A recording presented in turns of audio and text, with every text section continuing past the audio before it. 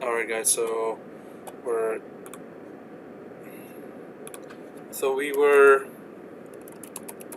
continuing with the Exchange Online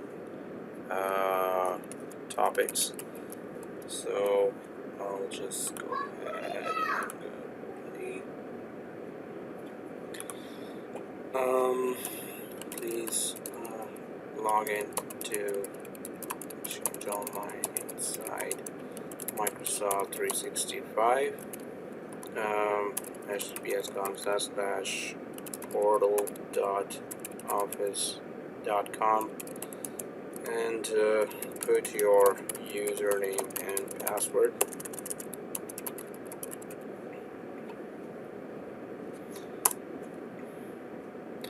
So I'll just go for the three dots here and to new incognito window, and I'll put there portal.office.com and go for the username that we created. Your first name admin at gb, your first name fall 2020.onmicrosoft.com. I'll put that name in the WebEx chat as well, so if you had followed the same naming convention, then you would just remember yours as well, or write it somewhere where you can see it again. I'll just go ahead and log in. Class password.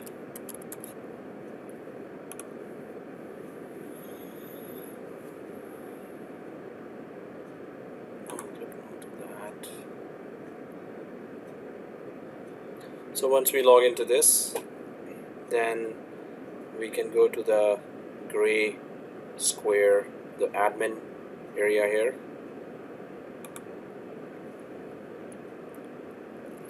So it opens our admin center, and remember that icon there, the red square.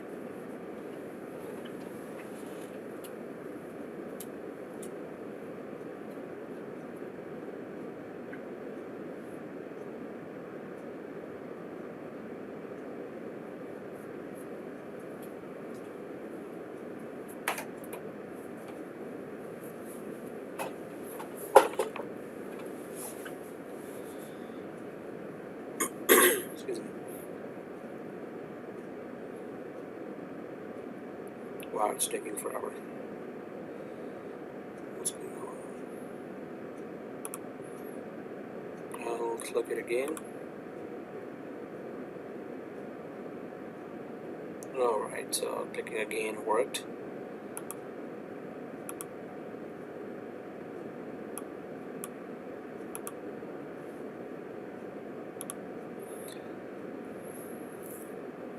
So hopefully everyone has logged into this Microsoft 365 Admin Center, and remember that red icon. So this is our headquarters for Microsoft 365, and all the links are there, the central dashboard here, Microsoft 365 Admin Center. So we go down to the show all here, and then we go further down to Exchange. So click show all and then click Exchange, and it's going to open another tab that is going to be yellow envelope. So remember the icon for the Exchange Online, yellow envelope here. Remember the icon for our headquarters, or the central page, the first page which has all the links, is red square, or Microsoft 365 Admin Center. Now we are logged into Exchange Online here, and last time we were also going for mailboxes. We created groups, we created resources as well, and the main thing to remember about resources is that we use the calendar of the resources, and we created a meeting room by the name your first name meeting room, and then we tested it, we went to an Outlook profile, so Outlook mailbox for the currently logged in admin, and there we checked that we can add the calendar of the resource here. Now there are two types of resources here, room mailbox and equipment mailbox. We created a room mailbox here, right? So what's then the difference between the room mailbox and the equipment mailbox? Then the difference is that the room mailbox is for scheduling the room, and equipment mailbox is for scheduling the equipment, right? So suppose we quickly go for, we're not going to go for the whole calendar testing because we did that last time, but just to quickly create an equipment mailbox as well. So in the recipients and in the resources, go to your equipment mailbox here, and let's click the equipment mailbox, and we can just say your first name dash projector, and it could be your first name, okay, Canon projector. So suppose Canon has a projector, Canon makes projectors as well, I guess they do. So Canon, all right, so just Control A, Control C, and Control V. So just exactly give that name to the email address as well, what you give up there for your equipment name. And that's all it asks here, that you want to create a mailbox for a resource called projector, and this means that anyone can use the table to create that. So Gideon says, how do I get here, sir? Yeah, so hopefully you're logged into the ExchangeOnline, and okay, I'll copy this, cancel. And if you're inside this recipients, if you're inside the Exchange Admin Center, then go to recipients and then go to resources, and then click this plus sign to reach equipment mailbox. So Gideon, did you get it? Excuse me. Okay, cool. Yeah. The room that you created, did you just create that, or I don't have anything on my resource? Yeah, last time you were not able to log in, so this room was not there for you. But even if it's not there, it's okay. We can continue. All right. Okay. All right, guys. So now once we're in resources, and I'm just gonna go for the equipment mailbox here, and I'm just gonna give that name here. Control V here. Control V. So your first name dash Canon projector, and go ahead and press save. Your first name dash Canon projector, go ahead and press save. So the main logic would be still the same, that you're going to schedule an equipment, which in our case is a projector. It could be any equipment in any company. Suppose it's a construction company, so you can have a lot of suppose there's machines, big machines there, construction machines that needs to be scheduled. So the schedule would be used. The mailbox's calendar will be used as a schedule. So we tested that last time as well. So I'm going to click just save here, and you can just create a meeting room or to schedule a meeting room, and you can create like this projector. But if you check out the functionality of the two, they are exactly the same functionality. If we select that Canon projector here and either double click it or go to the edit button here, so select that Canon projector and click the edit. Once you click the edit, so the features would be pretty much the same, that general, the name, and then the capacity. Well, it's not a room, so we can't give the capacity. If I just clicked more options, so which department it belongs to, company, and if I go to booking delegates here, so accept or decline booking requests automatically, or select delegates who can accept or decline. So you want this projector to be managed by a person, or automatically it's going to check on the calendar. Suppose there's Monday at 10 a.m. till 2 p.m. already booked, so nobody can book that. So this is automatic, obviously. So if book, and then you can go down to booking options. So it's the same options that we saw in last class for the meeting room as well. And we're gonna just visit that again just to show you that exactly they're same, but you can just create them as with different links. And booking options are these. Maximum booking time is 180 days. You can book it for maximum, which you can change here, and maximum duration is 24 hours. Well, that's the whole day. Contact information, whatever you want to put there for this projector. Where is the location for that? Who to call for this if you want to call, and email address. So then there is a mail tip as well. Suppose you're about to book it, and so whoever is maintaining this projector can just put some message there that okay, this projector is being replaced or being upgraded, so it's temporarily not available. You can just put any mail tip here, or just be careful and return it on time, just like that. Anything you can put there. And then mailbox delegation, that you want to have full rights on the calendar of that. So this is the area send as, then there is send on behalf here, and there is full access here. And last time we added ourselves in full access to access the calendar, but we did that lab, so we don't need to really repeat it because the exact same process is there for this one as well. You go to the Outlook, you go to the calendar, simply add the calendar of this as well. I'm just going to cancel out from here after creating this equipment mailbox because we have done the whole process lab for meeting room, which is the exact same for projector resource as well. So resources, you create the resource mailbox for meeting room or an equipment, right? If we go to the next one, that is contacts. So in the contacts, create and manage your organization contact in the fast new Exchange admin center. So well, there is that link always here. Try the new Exchange admin center, try it now. So it's a try, so this means that maybe it's not fully available, and so let's just stick to it for now, this one. And here we have I can see a lot of contacts here, and there's a plus sign here.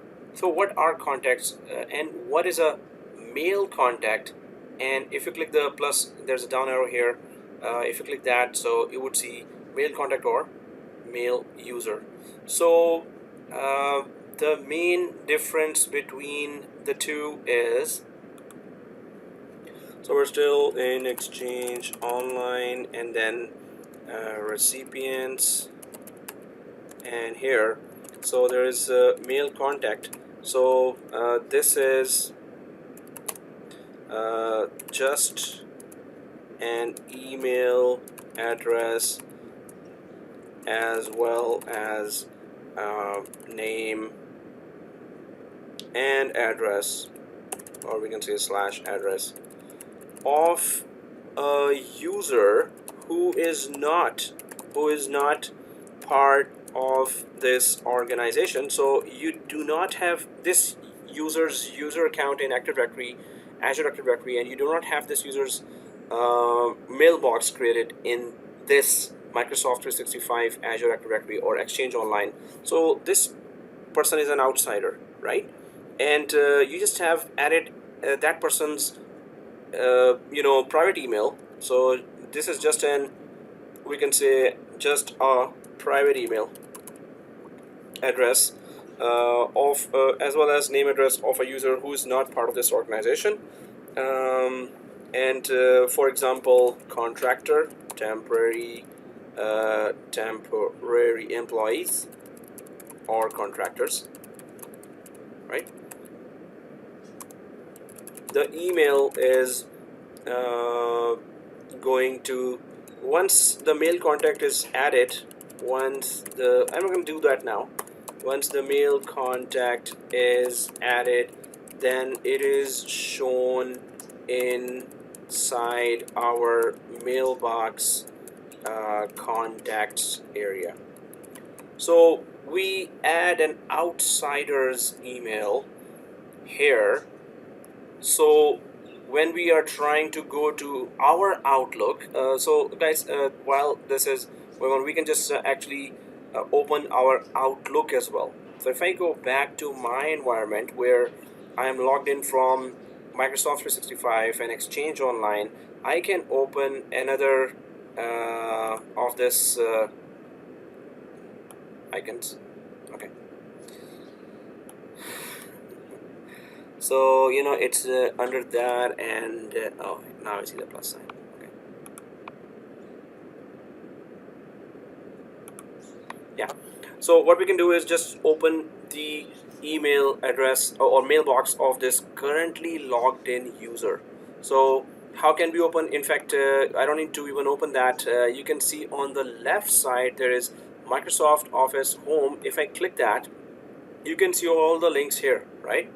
So the first one, and this is where you first logged in to this page. So you can see here this one, Outlook. So just simply click the Outlook here, which is on the first tab, and you will be able to then open the Outlook for the currently logged in user. So I'm just going to click that Outlook here among the applications, and it opens in a new tab.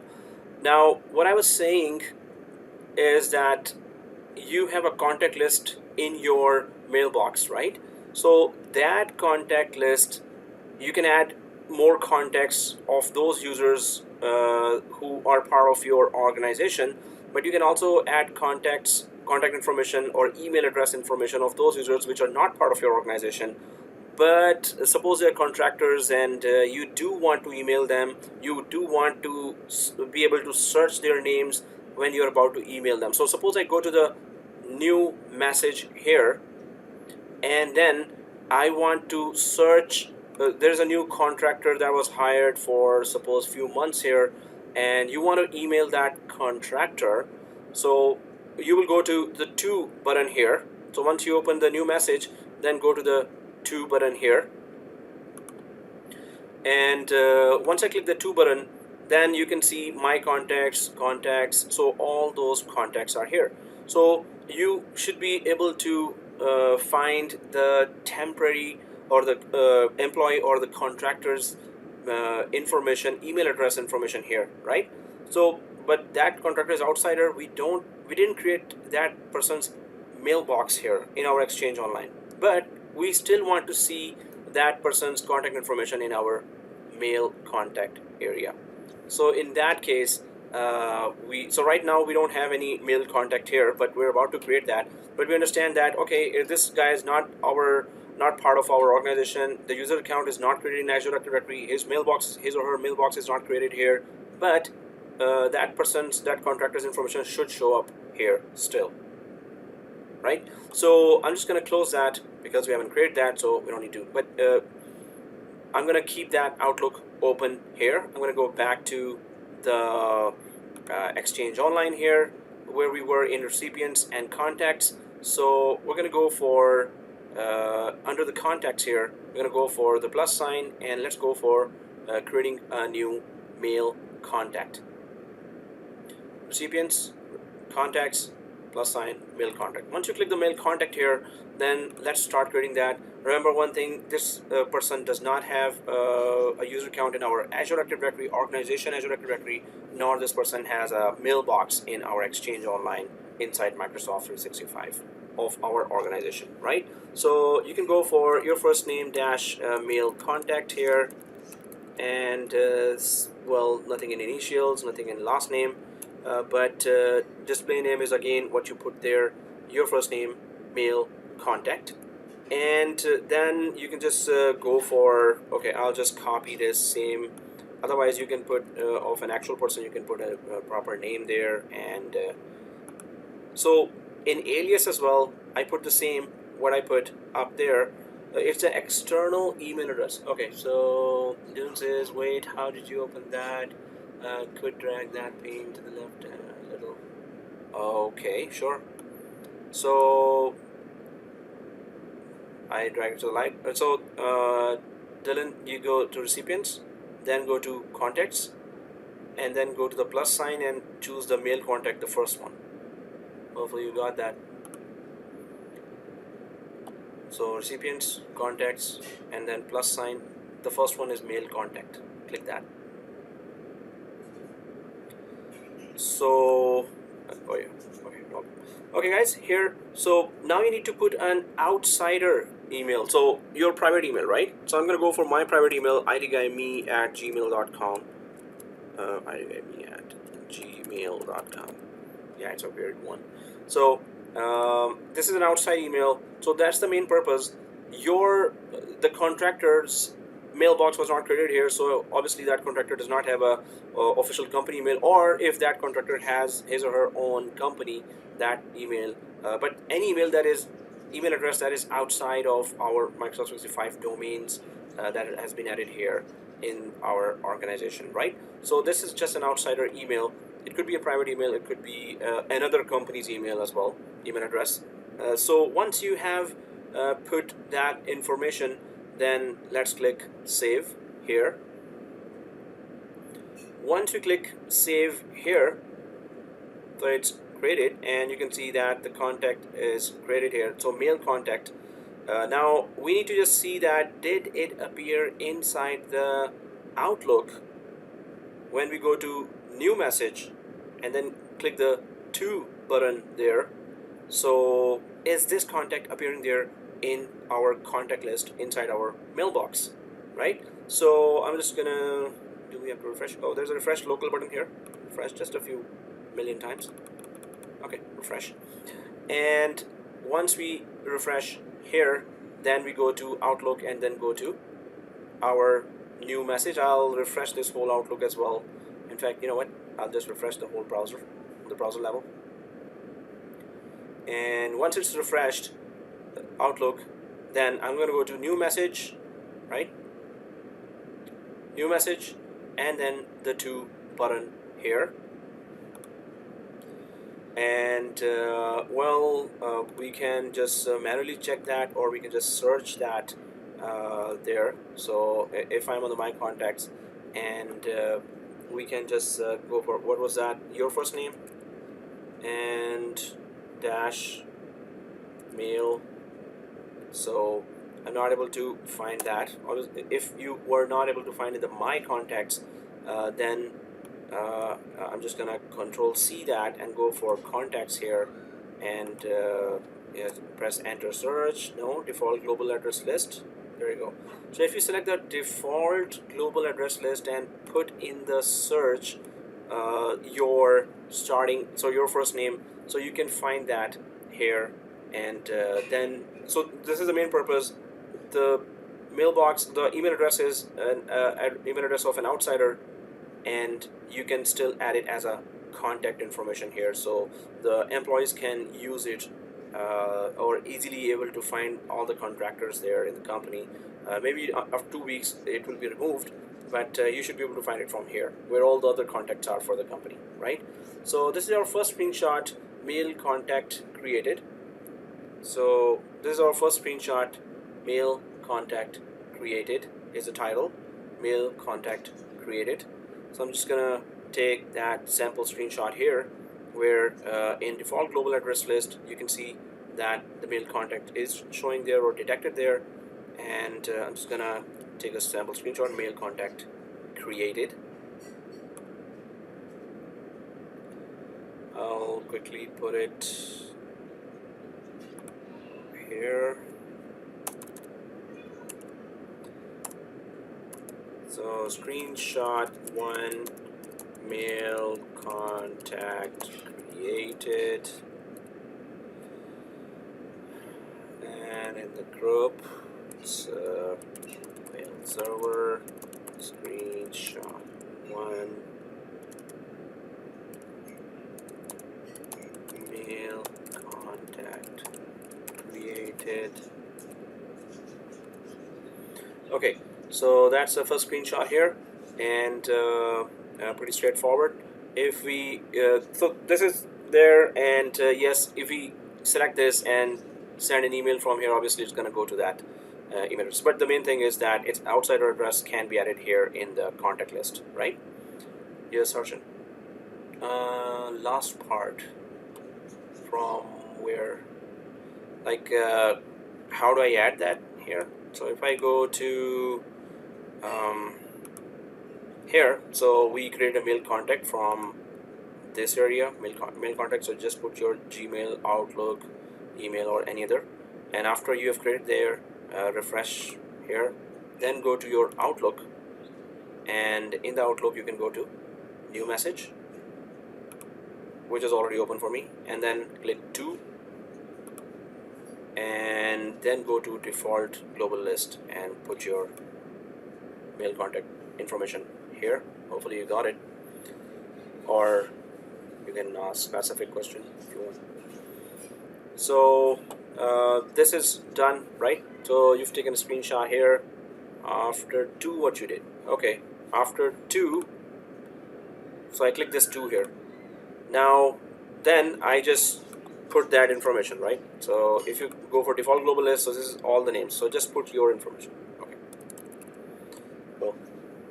so just put your mail contact name here. Alright guys, and once you have mail contact name here, then you can take a screenshot of this and mail contact created.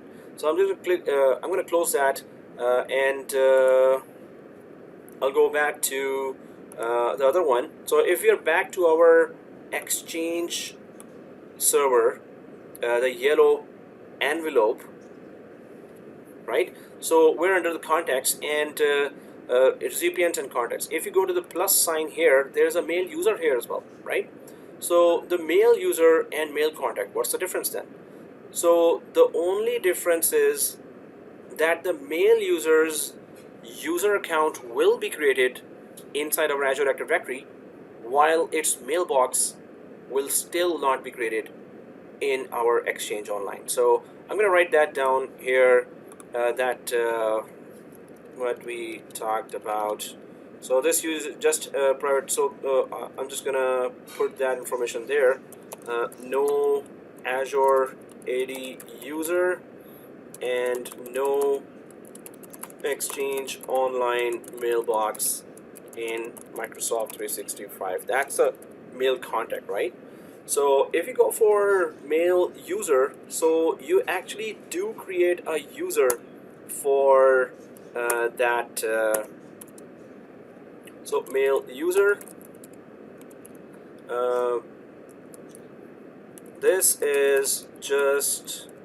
is our private email address.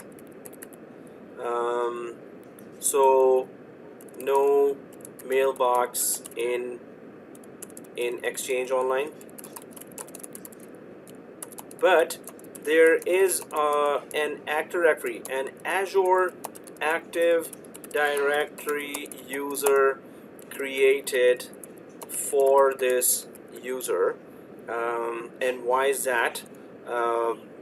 In case the contractor, so suppose you did not actually create a mailbox for that, so maybe that is a temporary employee or a contractor, but this person needs to be added to some of the Microsoft 365 resources, like this person needs to be added to some groups there, security groups there. This person needs to be added to SharePoint there, or any other Microsoft 365 resources. So in case the contractor needs to contractor AD user, Azure AD user need to be added to any of the Microsoft 365 resources, right? So in that case, you do have to create their that person's user account, but you still do not have to create that person's mailbox. That person's information in the contact, just like mail contact, this person's contact information will be there, but yes, that person can log in from your Azure AD and can can be added to different resources. So as far as the Azure AD resources are concerned, yes, this person will use your organization. As far as the mailbox or email features or facilities of your organization is concerned, this person cannot use your ExchangeOnline or emailing facilities in your organization, right?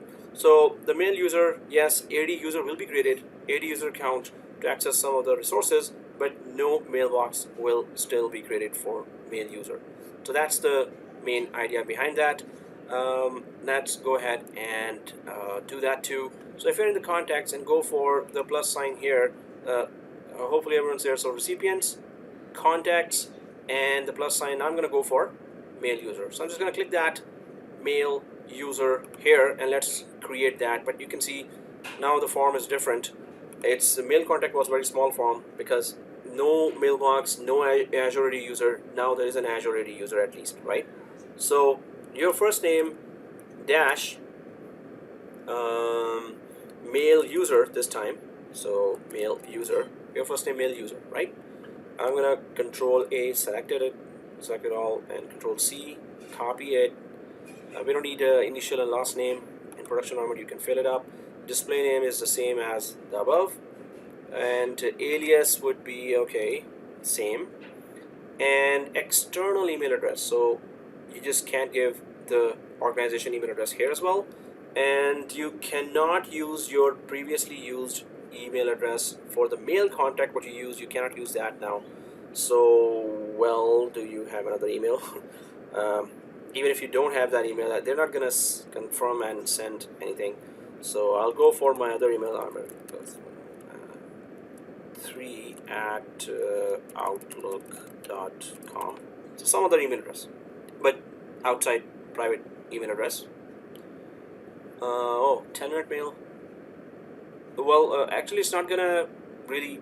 We're not gonna use that to confirm if it's an actual email and can be emailed because we already confirmed. But yes, that's a very good suggestion. Jacob says you can use 10-minute email. So you can create a mailbox there or imaginary mailbox email account. Suppose this doesn't even exist and I just put it here because we're not confirming if the email works.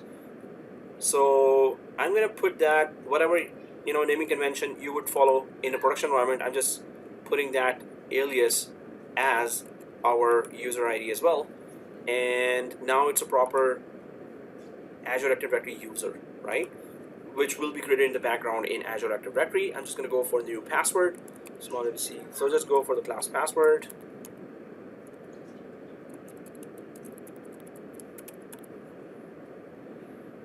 So it's not mandatory to put a working email for the current this lab only. Yes, like you can put some email address because we just want to see if the user got created, and we need to see if this mail user also shows up in our Outlook.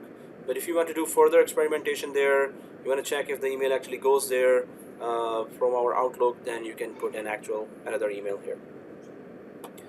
Well, I hope it does not confirm that it's a fake email or actual email. So if it confirms that, that's another thing. I don't think it's going to confirm. So if you have filled up all this information, then so this is a mail user, right? So this is really showing that we need to create a Azure AD user. So go ahead, and this is your second screenshot now, that mail user being created. So this is your second screenshot here, mail user being created. Second screenshot here, mail user being created. So I'm going to take that sample screenshot now.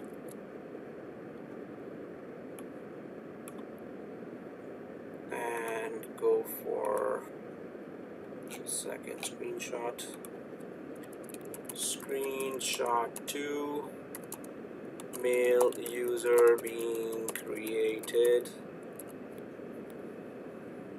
And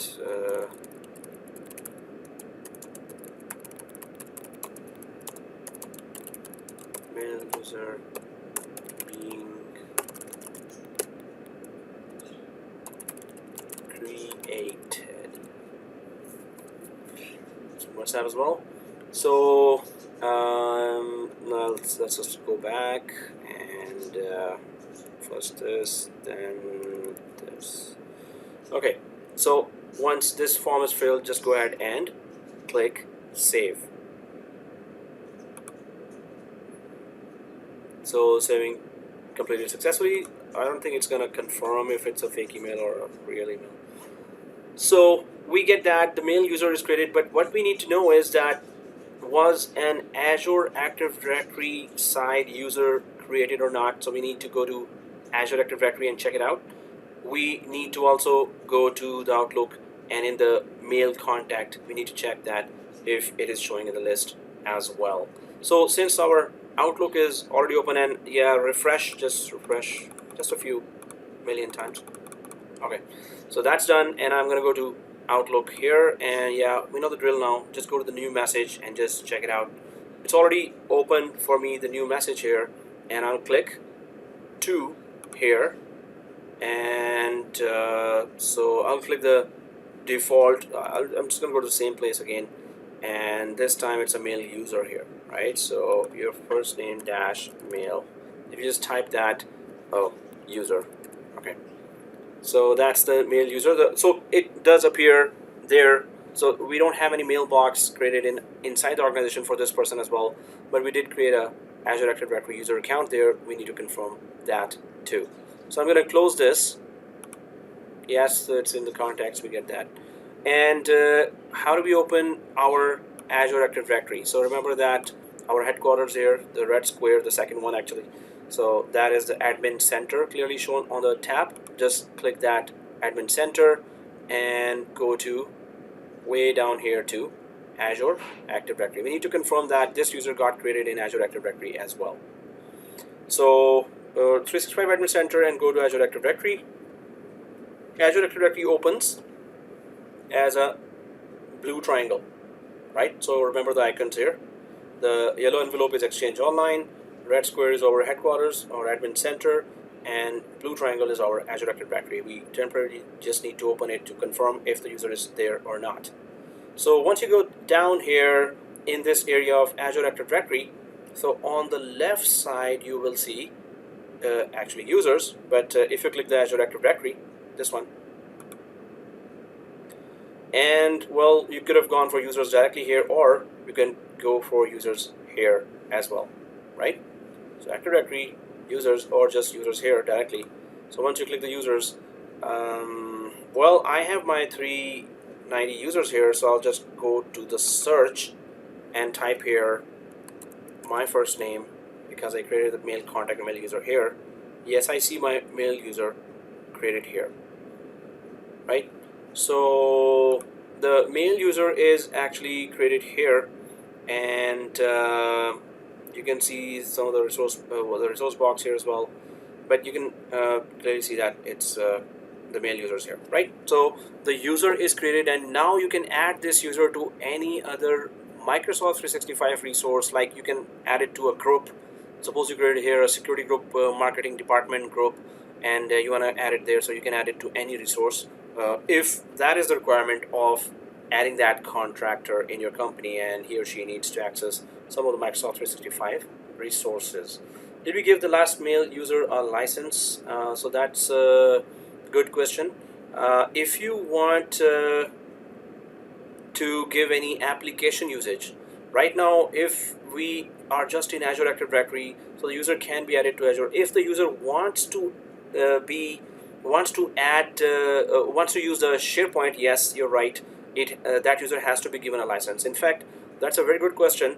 How about we try to give this user a license? Can we give this user a license, right? We have 25 licenses there, or maybe whatever is left from our usage. So where can we give the license? We have to go to Microsoft 365 Admin Center here.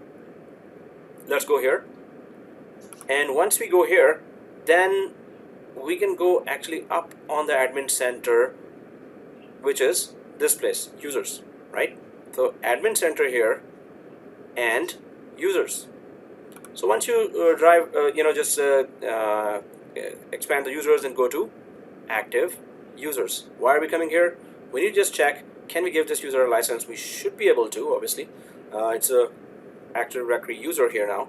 So since we are in Admin Center, users and active users, where is the user? So I'm going to go to search on the right side, right? So users, active users, and search. And I'm going to put that your first name and search. Okay, there's a mail user, but can we give this guy a license?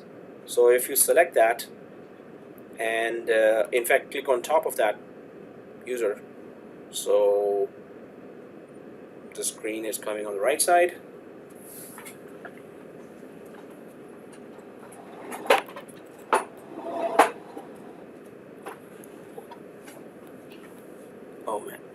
taking forever.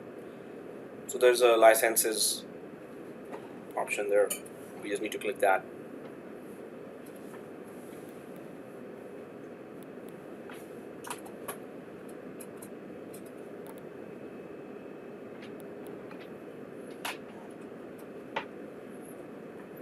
Really? Okay, I'll cross this, click it again.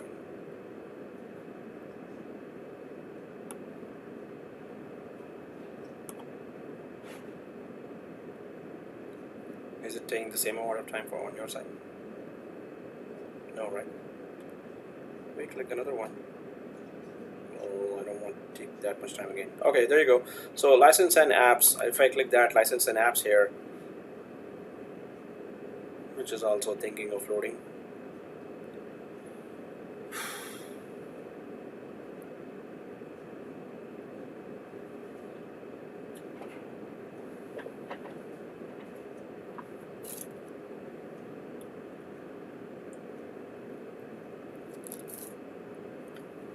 Wow.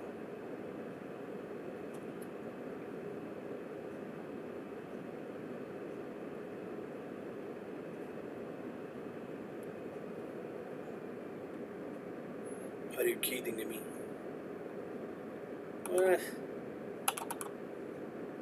Well, maybe you can see from your side, yes, we can give a license. It's just taking forever for this.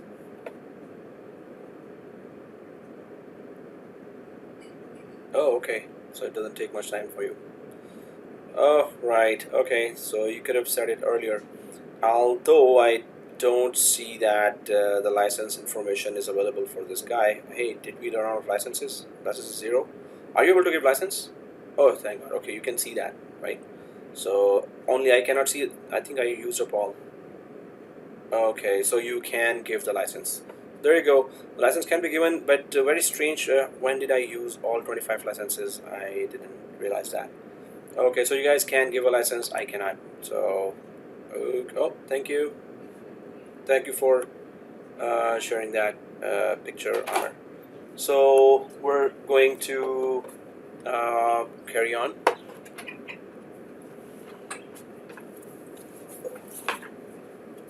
Okay, so yeah, if this is given already, then we're going to just save changes. I used up all my 25 licenses in the trial version, but you were able to give that, and I'm just thinking, when did I do that?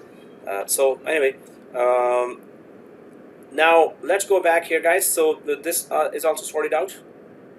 Well, should we give a license to it? We're not going to go ahead with the checking of it, so we don't have to give the license here. And well, yeah, we don't have to, because we're not going to go further with this. We just needed to know how mail user will work. So it's okay, don't give license. If you want to give, it's okay, but I'm not giving it. So I'm just going to go for contacts again. So I'm going to go for, right? So it says you don't have permission to save changes. Ouch. So anyone tried to give a license and you were not able to do that? So it could be just a local. Okay, thank you, Yusuf, for sharing that. So it works. So Amit, maybe refresh, or sign out, sign in. It's just a browser thing that temporarily it may not give permission. And now hopefully you're logged in from the root account, not the global admin account. All the global admin has those rights, but the root account really works with everything. So, but yes, it should work. So it's a local thing. You can refresh or sign out, sign in, but it works. And thank you for sharing that, Yusuf. And let's go ahead, guys. Let's go to the envelope icon here again. That is on the top here, the tab. And we get that there are two types of contact, mail contact and mail user. In the resource, there are two types here as well: room mailbox and equipment mailbox. In groups, we went there, and there was 3 types of distribution groups there. Now there is shared written here as well, right? So what is shared? Now shared is used as a team mailbox. So this is not the Microsoft Teams software, which is a separate full enterprise grade application that lets you use meeting and conferencing and connects to your voice over IP. the Microsoft Teams software. This is not that, but it is for team, IT team there, or sales department team. It's a shared mailbox. So what is the purpose of a shared mailbox here? So I'll just quickly put it down that this, so shared mailbox, I'll go up for that. Yeah.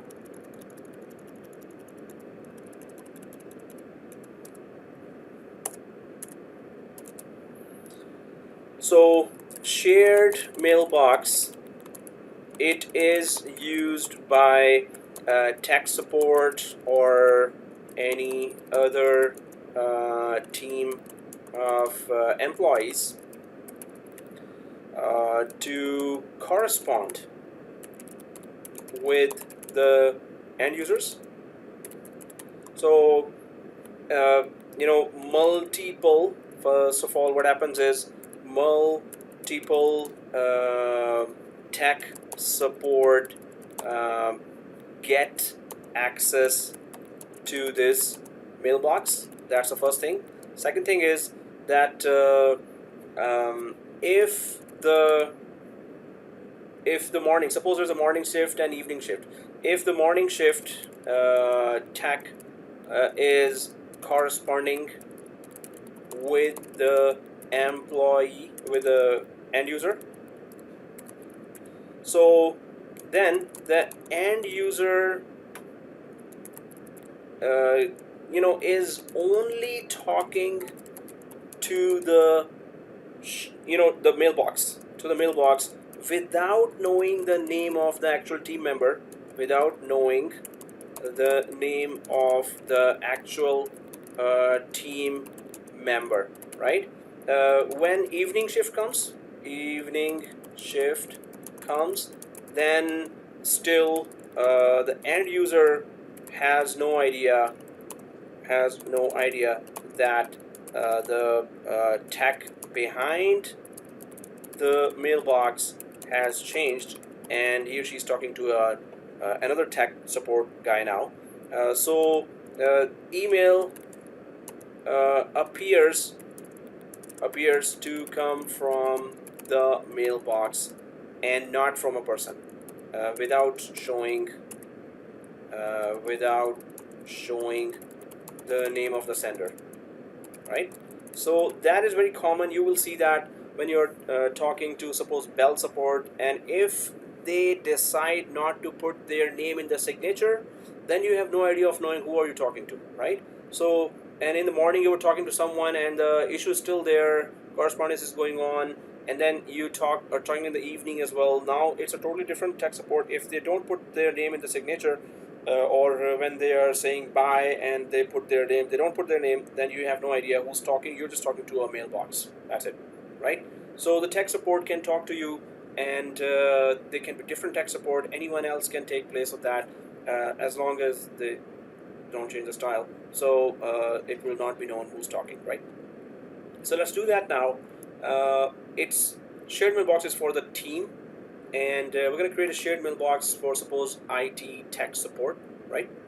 So let's go for shared mailbox and click that plus sign here, and then we're going to go for display name. So I'm on.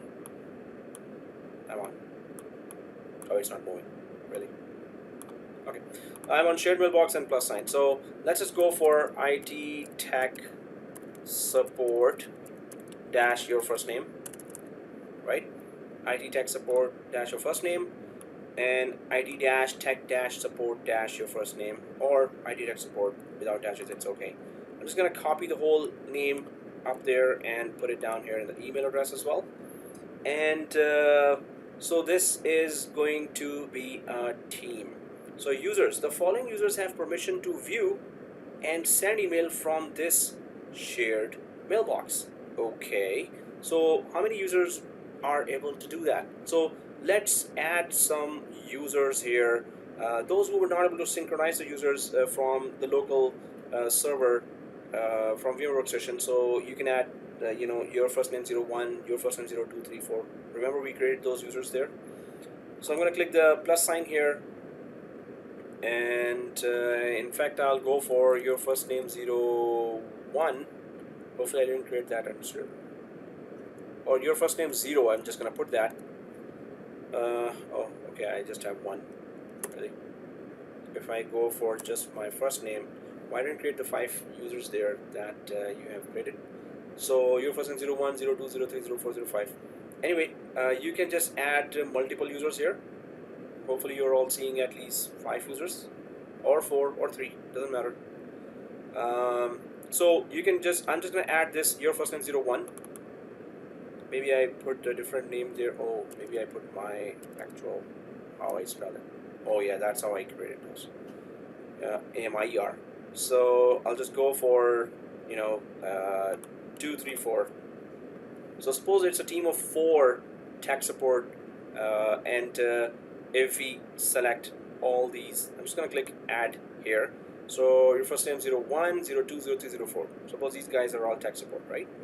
Now we're gonna just press OK here. Now these guys are the tech support. Anyone can be giving the answer to end users queries, and it will be coming from the mailbox unless you want to put your name there at the end yourself manually. So I'm going to put that more options. I'm going to click that more options. It's just alias, okay, or another name for that mailbox. ID tech support is good. So nothing here, and this is created. So this would be our screenshot number 3. It says, should I take the Office 365 E? Oh, okay. So that was 4:51. I think it's 4 minutes ago. Yeah. So we don't have to cancel it, but I'm sorry, I just saw that now. Okay, guys. So here, this is our screenshot number 3. So to go ahead and create screenshot number 3. Shared mailbox being created. Shared mailbox being created. Go ahead and create screenshot number 3.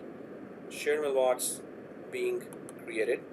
I'll go for this screenshot now. So I'll have one. Is that? Yeah, it's so Brady. It's 01. You have 01. That's okay because we're gonna log in actually from any one mailbox, and then we're gonna check. So if you have just one. Do create the other accounts later. It's very easy. Go to recipients mailboxes and click plus 1, 2, 3, 4. Right? You can create those as well here. Yeah. Alright, guys. So I think in mailbox you want created. You have to go to Microsoft 365 here, Admin Center, and then active users here, and then add user here, not from the Exchange. So yeah, where was I? But right now one's okay. Okay, so I'll click that and put there. Okay, guys, so I'm just going to take the screenshot here for shared mailbox being created is the title, and I'll quickly put it on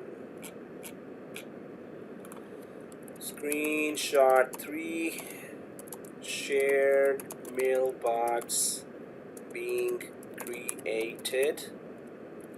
And once you've taken a screenshot, go ahead and click the create button. So server screenshot 3 shared mailbox being created. Okay, so it's created there in WhatsApp. So well, I'll put it there. Now, if we go back here, I need to actually click the save button. So I'm just going to click the save button here now. And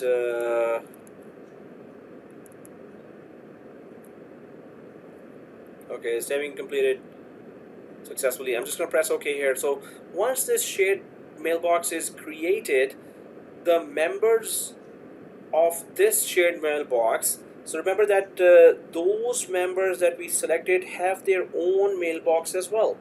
So what's going to happen now is, suppose who are the members. So if I click that ID tech support and on the right side, they don't show the members here. If I double click this and want to go inside, so I need to check out where are those members related. This string is invalid email address. Oh, invalid email address. Gideon says, Gideon, does your email address have any spaces here? Does it not exactly look like this? So try to Just put exactly that name without any spaces. At the end also check if there is no spaces there. If there's a space, it's not gonna accept, I guess. So just make sure it looks like this. Okay, we're good. So okay guys, here if you double click that mailbox, then you can go for mailbox delegation here, right? In the mailbox delegation, you see that these users have been assigned full access to the mailbox. That's the first thing. If you go down to send as permission, so these users have been assigned send as permission as well, and we may have talked about that before as well, that the send as means that you are that person, and it's not sent on behalf where you are also, your name is also revealed as well as on behalf of whoever you're sending an email. So if I go further down, there is no send on behalf option here. So there are just two options for this specific shared mailbox. You have send as permission, you have full access permission. Full access means you can actually connect to this mailbox as well. Okay, so let's do that. And do what? I'm just gonna cancel out from here, and I remember that it's your first name 01 for me. Let's go ahead and open another Outlook for this user in incognito mode here. So I'm just gonna go there and open the mailbox of this user. And what's the full email address of this user? It's this horribly long. Okay, I need to get the email address of this user, so I'm gonna go to the mailboxes area where the full email address of that user is available, right? I'm gonna copy. I need to copy that mailbox. So there it is, your first name 01. Because I need to log into this user, I need to copy its full email address. Control C, and I will open a notepad here. Although it's just in the, it's okay if it's in the clipboard as well. So I've put it on notepad, but now once we copy this, I need to open the Outlook on another incognito mode. So I'll go for this 3. I think the new incognito is different from this incognito, or maybe they're the same. Okay, I'm just gonna open a new incognito mode. How do I go to the Office 365? I'm gonna go to portal.office.com. Portal. No, we're not editing. We just wanted to see what's the permission. We did not edit anything, Harshan. So, portal.office.com. In a new incognito window, I'm gonna press enter here in the new incognito window.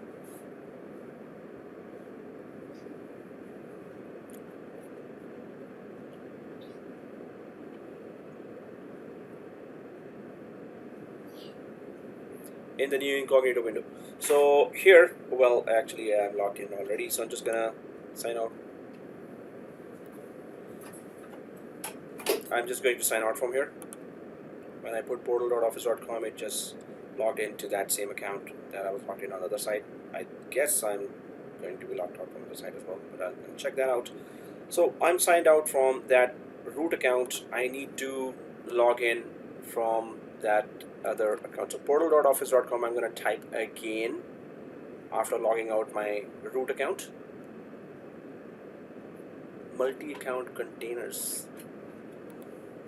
Yeah, we can connect to a container and then open an account from there. Or, I was just using this. I could have gone for, just the Edge browser, or I could have gone for, the other browser. So, but yeah, I have to check that. What are the steps to go for multi-account containers? Maybe in next class we can use that if I know how to go there and open it. Okay, so here, portal.office.com. I'm just gonna press enter, and this is a use another account. I'm just gonna go for that account now, right? Your first name 01 at your, so this is the other account. I'm just gonna click next, and since I gave the class password to this account as well, so first you need to log in from that tech supports account. Suppose that's that tech support.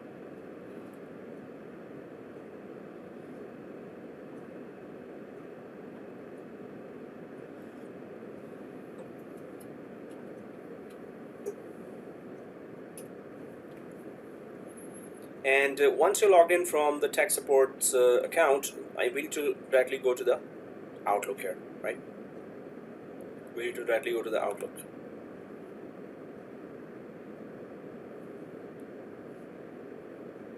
So now we're logged in from that tech support's account, and that is actually I'm not.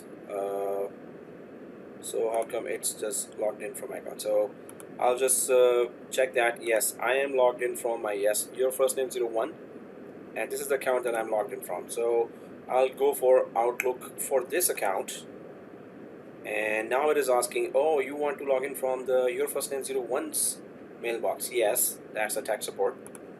I'll click that, and it's just asking me the password again. Or I could have just, it would have been better if I had just gone to another browser. It would have been just easy. Sign in. Now I'm logged in from the tech support, right? Once you logged in from tech support here, okay, I have received some emails, but first of all, on the right side, make sure that it is that your first name 01 account. I confirm, yes, it is my your first name 01 account. Okay, so why did we log in to the tech support account? Now this tech has is a member of the shared mailbox as well, right? So yes, as a tech support, suppose you are the tech support, so you will be always logged in from your mailbox, yes, but you need to also be logged into the shared mailbox, right? So in order to do that, this tech support in the morning when he or she comes has to log into his or her mailbox and then connect to the shared mailbox. How do we do that? How do we connect to the shared mailbox? From within the tech support's mailbox. So there's on the top right, you can see that there is that A sign. If you go down, hopefully everyone sees that, open another mailbox here, right? If you see that, open another mailbox, so it's going to ask, hey, which other mailbox you want to open? So I'm going to click that, open another mailbox now. And obviously, if you have full access to that mailbox, then it will work for you.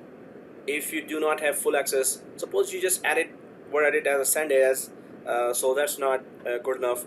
You have to have full access of the mailbox, which we already saw before. So what is that other mailbox? IT dash tech. I think I have to put the full email, then it's going to support dash your first name. Okay, I'll have to grab that full email address at, and that's a full, yeah, that's why I put it here on my, okay, that was actually not the email, but I still have the domain name here. The rest of the things are the same, right? Just the before the at is different. So I'm just putting that here for it to detect that.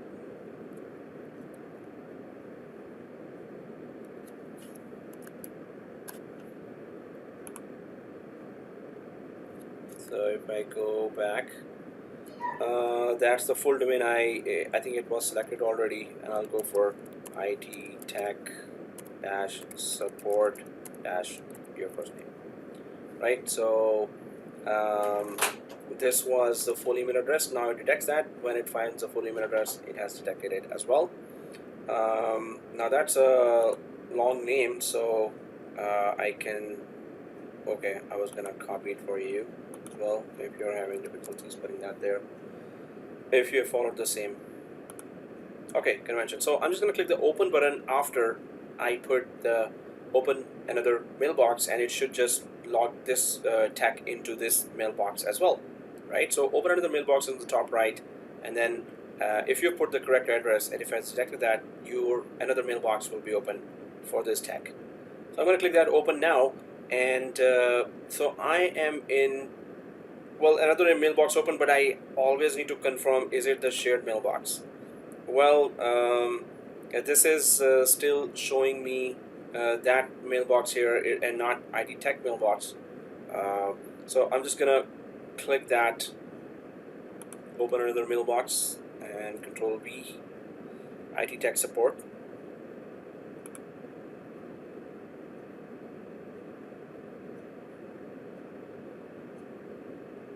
still opening that.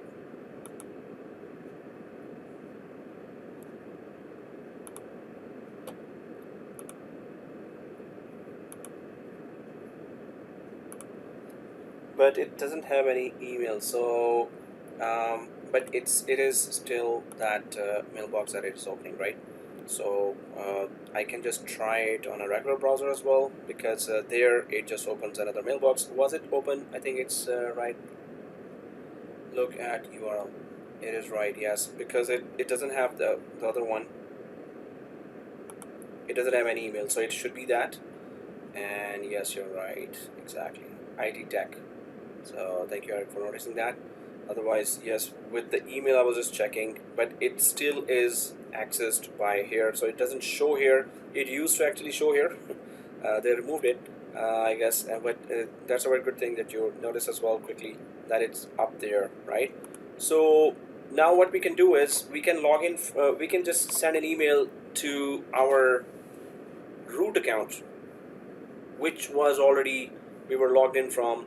What we need to check here is that if we send an email from the IT Tech support here to our root account, which is the admin account, right? Your first name admin. So will that email? We need to just then check back there as well. Does the name of the tech support shows here? Suppose we don't put that manually, but if we send an email, does that email appears to be coming from exactly that IT Tech support, or is it coming, or is it showing anywhere in the email that who actually emailed from this tech support mailbox, right? So I'm gonna, since we are inside the IT Tech support mailbox, I'm just gonna click the new message here, and here we just need to send an email to that root account whose mailbox we already keep open, right? So your first name admin, I think in my case it is my first name admin. So this is the admin account with which you create the whole subscription, and I'm just sending an email. So it could be a tech email that I resolved the issue. Suppose a tech support is saying that, and thank you, I resolved the issue, or whatever you want to say, right? So we need to just check that it does it appear to be coming from the tech support, and yeah, we can just put in the regards tech support. So it is supposed to be it is supposed to be coming from only the tech support, seriously support, and we're going to check that is the name mentioned for that user your first name 01, right? So I'm going to send that email now, and then let's log in from this guy's email, admin's email, and check if it's anywhere there's an indication that your first name 01 sent it. So I'm going to click the send button, right? And then check it out. Okay, this is gone, and I need to go back to the admin account, which seems to be still logged in, but if I refresh it, well, I'm just gonna go to the Outlook of this tech account here. Sorry, this is not a tech account, this is the admin of this organization, admin of this organization, right? So does it appear there? Oh, Gideon says access denied, can't open the ID Tech mailbox, or it getting me. So John also shows that something went wrong. There's this message coming, 500, you don't have permission. So John, is it this? Oh, okay. So T-Tech support, and you don't have permission. So refresh that, guys. Anyone else saw this message as well? I think it's you can just close that and try to open that again. And okay, same. Oh, so okay, Sam is saying same. I thought two students were saying. So if that is the case, when you try again and again, it's just doing the same, right? And this user was added to the full access. You confirmed that too. Okay, Amir says it works. Yeah. So it's a T-Tech support at GB John K app. So it is T-Tech. Did you create it by that name, John, or was it IT Tech for you? Maybe he did the mistake from the start, T-Tech. That's why, because it opens right away automatically, right? So you just have to click the open button. So maybe he did not put it from the start, the I word. But if you did not put the I word, if you did put the I word, then let's check that, because we don't manually put that URL here. For me works now after refresh. Okay, so it was a refresh away. So guys, yeah, the browser does take its time, and so for Hamid it works with refresh. John says, let me retype IT. Well, John, if you create it from the start with T-Tech, it's supposed to work that way. Whatever you put there, it doesn't have to be the correct spelling for the mailbox to work. But if you missed it, basically, then that's another thing. Okay, so it's okay, so it was IT from the start. Okay, guys,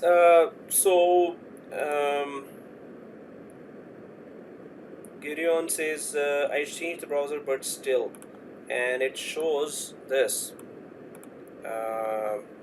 Oh, you don't have to put the code, Gideon, for the second user. You just have to skip it.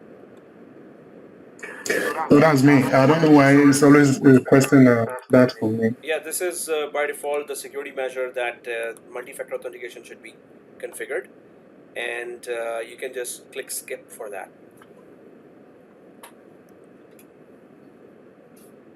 I don't have the skip option. For that user, any escape option, any close option as well, because it comes the first time only. If there is no cancel or escape option there, then close this and then try to log in again, and second time it should not ask.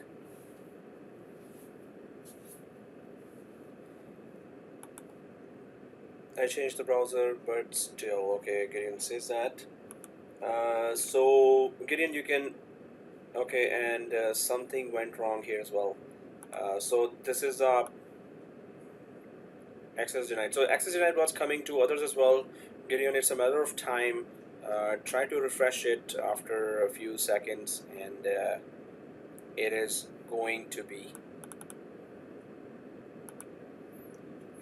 it should open, right? Just try to refresh.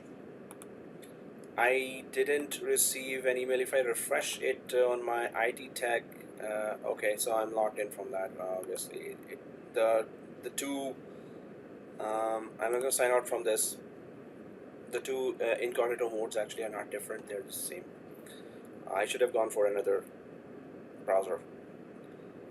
So I'm just going to refresh that and log in from my admin account. So I'll go for portal. And yes, this is my admin account. The browser still plays a lot of tricks on us. And I'll go for Outlook again here.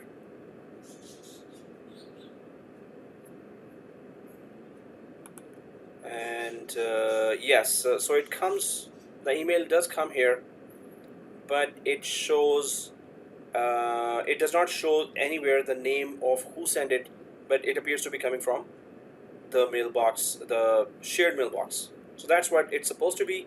Unless you put your name there, they won't be able to see, the end user won't be able to see. End user is just talking to a mailbox, right? So that's what we wanted to show here.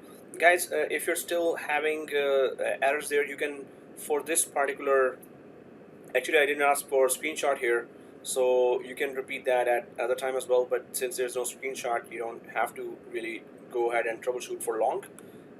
Just come back and log into your first name admin account. We wanted to understand how it works, and I didn't ask for a screenshot at the start.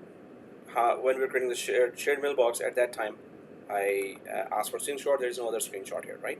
So sign out where whichever account you're logged in from. If you're logged in from another account, and log in from your first name admin again to continue with the next topics. So I'm not asking for a screenshot here, so you don't have to then go ahead and keep waiting for this. So guys, there's that Exchange Online, and we have the yellow envelope here. I'm just going to refresh that if it kicks me out from here, so I could just kick myself in. So yes, it's a Exchange yellow envelope. So come back to this yellow envelope, and then the recipients. In the recipients, we try to check the resources, contacts, shared. Then there's migration here. Now migration is all about if you want to migrate the mailboxes from on-premises Exchange to the cloud, then you have to publish the on-premises Exchange to the cloud. You have to open the ports there as well. So normally how it happens is that if you have a local Exchange server with a static public IP address, so there is a website that you need.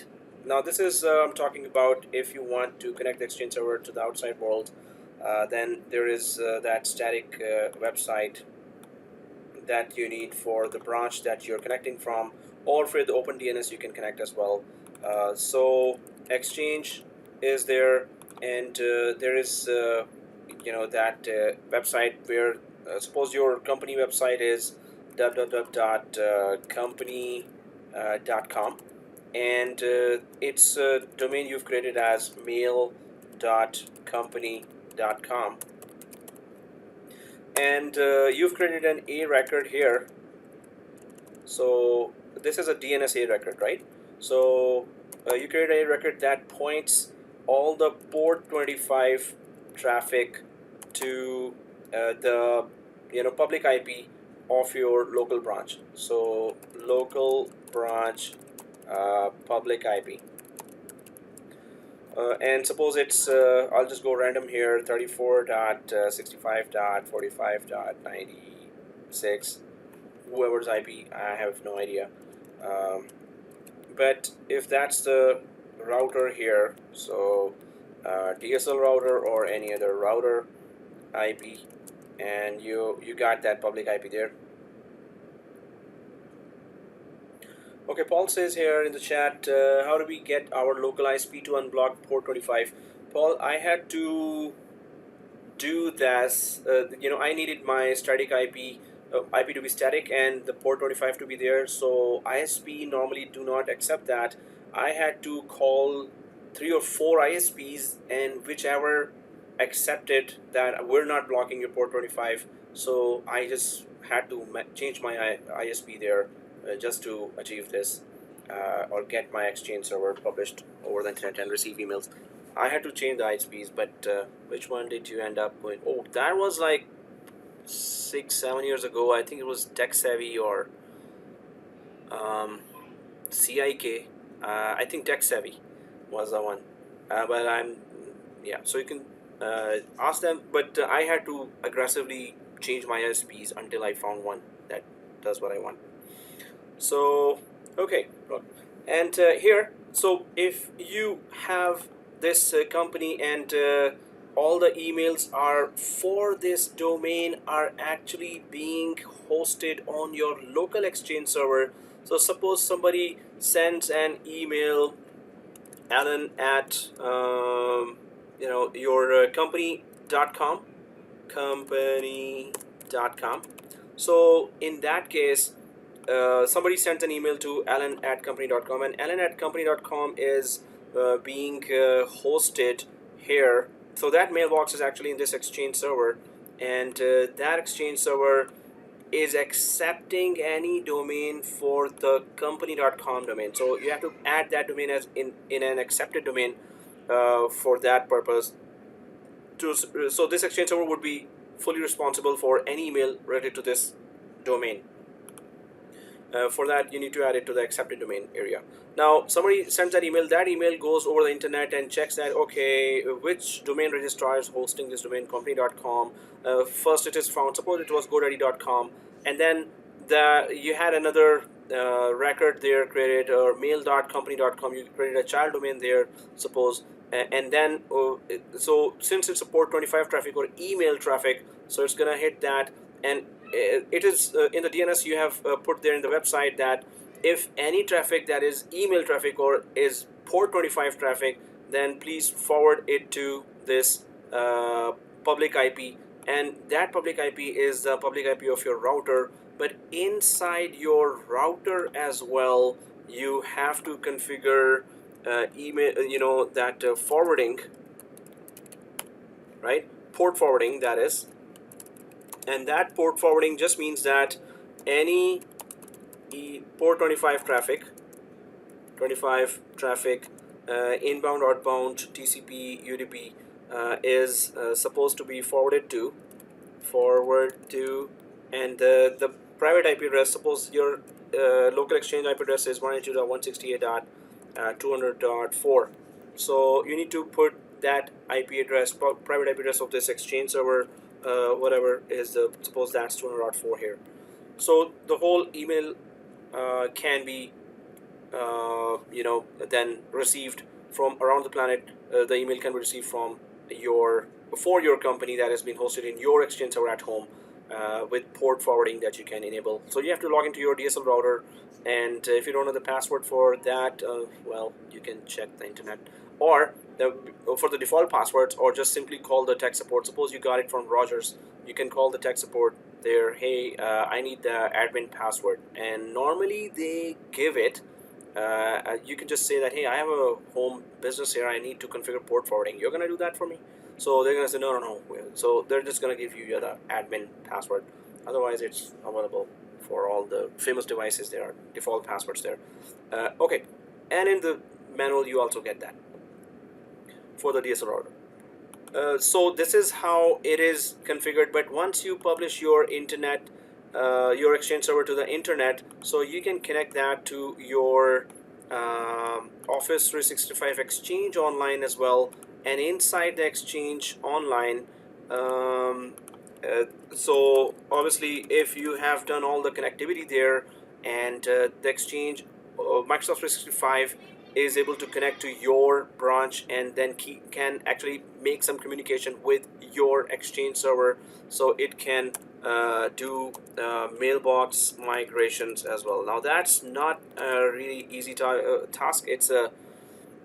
You will get a lot of errors, a huge amount of errors when you're actually going for mailbox migration. Obviously, you have to go for a long prerequisite, plan it properly, and then start moving the mailboxes. If the mailbox size is big, your bandwidth should be supporting.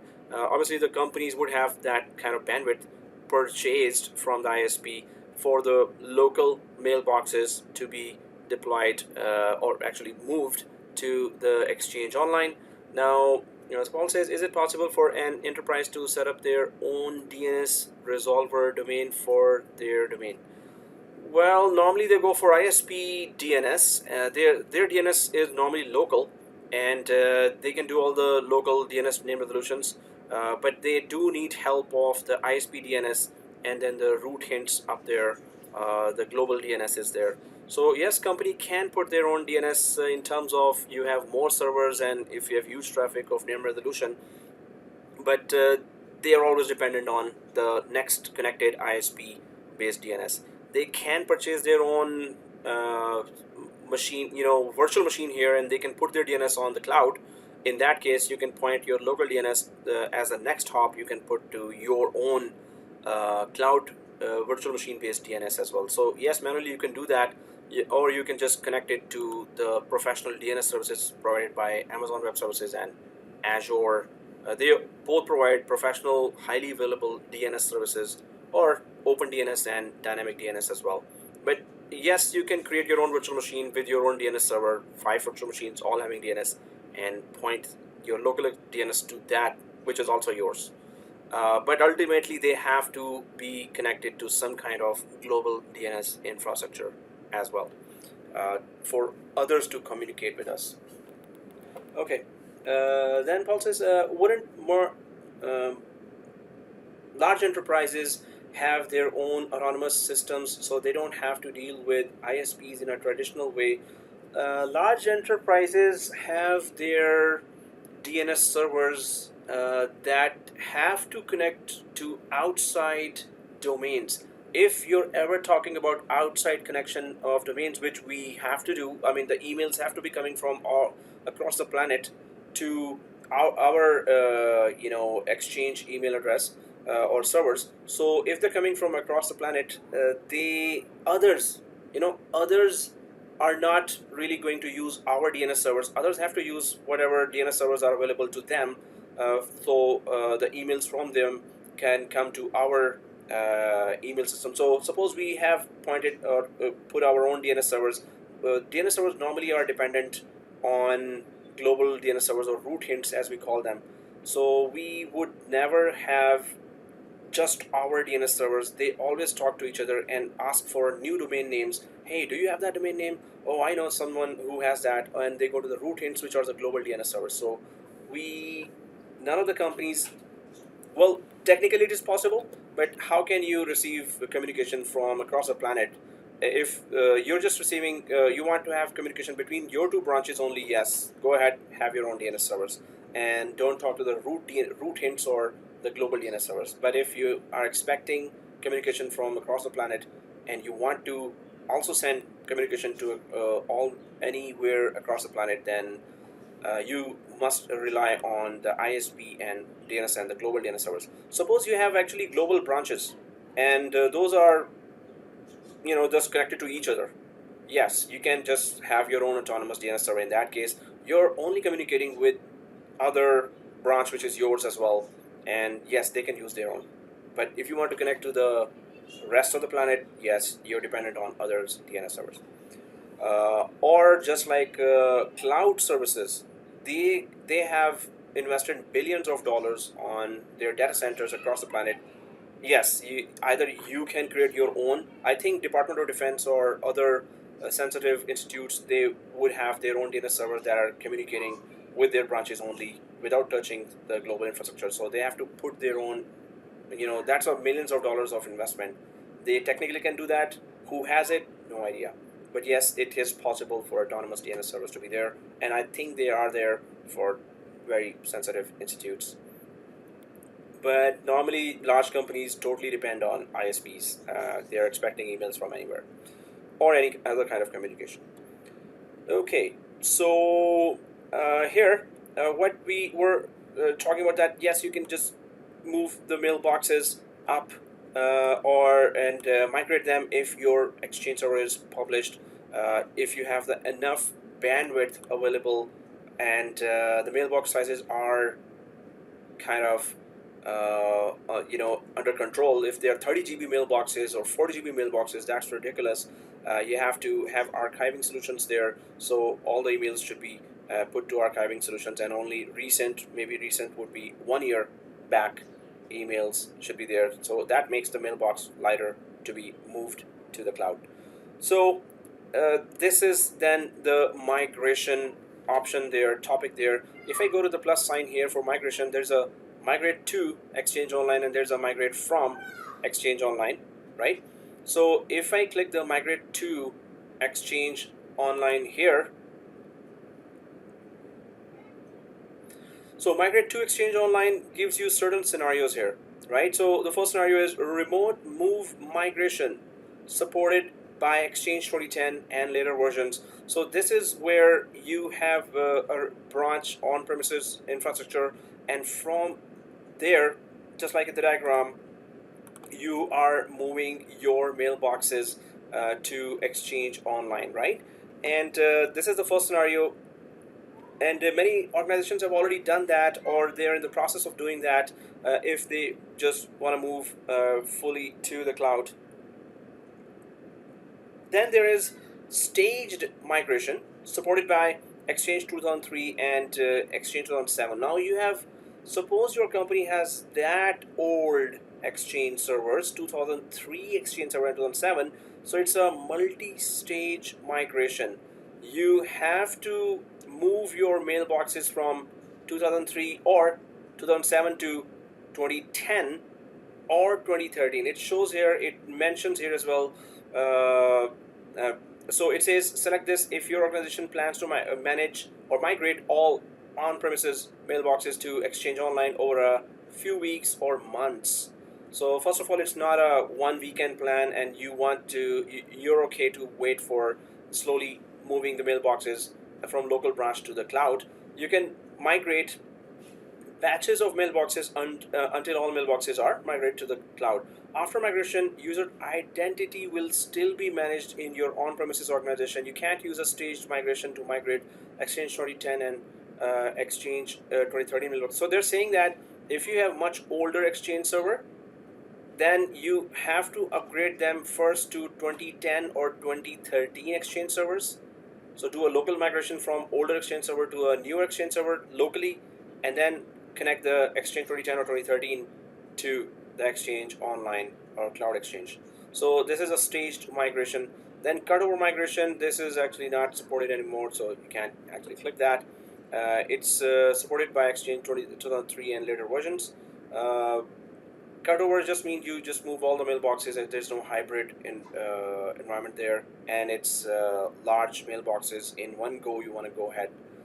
IMAP migration, that is newly added here. Select this to copy the contents of your user mailboxes from an IMAP messaging system. So normally IMAP is that you can just like POP3 mailboxes. And what is POP3? So first of all, IMAP in computing the Internet Message Access Protocol. IMAP is an internet standard protocol used by email clients to retrieve email messages from a mail server over a TCP/IP connection. So this is what IMAP is. So suppose you got disconnected, you are in a remote area and you got few hours of internet. After that, you're disconnected from internet. So you can either use POP3 protocol or IMAP protocol. They let you download all the emails from your Exchange server, and during that few hours of internet connection, and then you can read all your emails on offline. So IMAP and POP3 protocols. What is IMAP or POP? IMAP and POP3 are two most commonly used internet mail protocols for retrieving emails. Both protocols are supported by all modern email clients and web servers. While the POP3 protocol assumes that your email is being accessed only from one application, IMAP allows simultaneous access by multiple clients. So you're just downloading the emails whenever they arrive, and then you can disconnect from your internet. And POP3 limitation is that you can have just one client, any one client from which you can download the email to your offline client like Outlook Express or Office Outlook. While with IMAP, suppose you're connected from multiple mailboxes, and those multiple clients, you can just download all the emails from there as well. So POP3, one email client, while one application, while IMAP, multiple simultaneous email downloads are going on. Suppose you have actually 3 or 4 mailboxes there that you need to read all the emails from there daily. So in that case, you can use IMAP for more sources from where you can download the emails. So this is IMAP and POP3 here. That's what it's just mentioning there as well. So I'll just put that.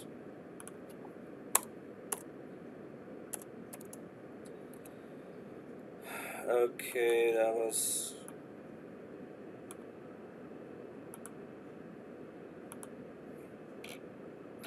So if we go ahead and talk about then, yeah, so the migration, we were talking about certain scenarios there for migration. IMAP migration, you want to just migrate all the emails from there.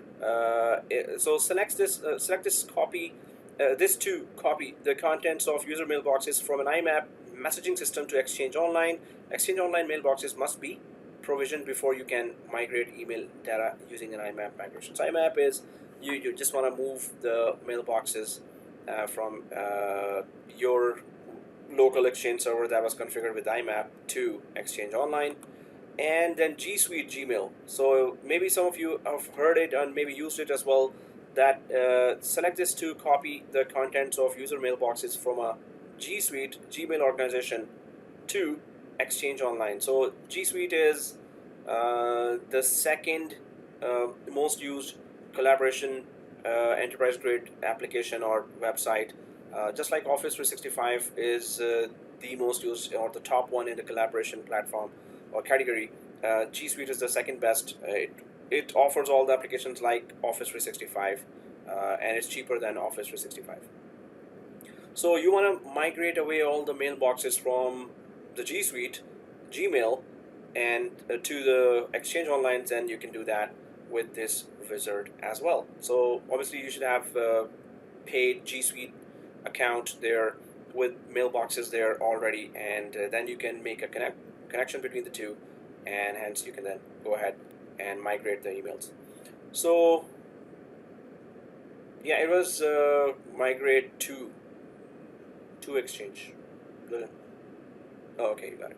So, okay, guys, here, this is what we talked about, the migration the scenarios there with diagrams. So, we can take that screenshot number 5, I think.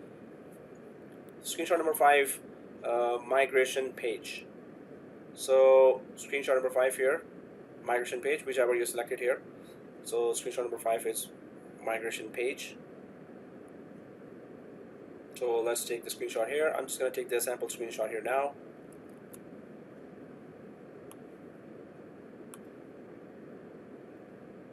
Oh, 4? Okay, sorry. Is it 4? So it's the screenshot 4, you're right. Screenshot 4, guys. Screenshot 4. Screenshot 4. Okay, so migration page is the title. I'll just go for yeah, screenshot 4, migration page. I'll go for that. So mail server equals screenshot 4 migration page.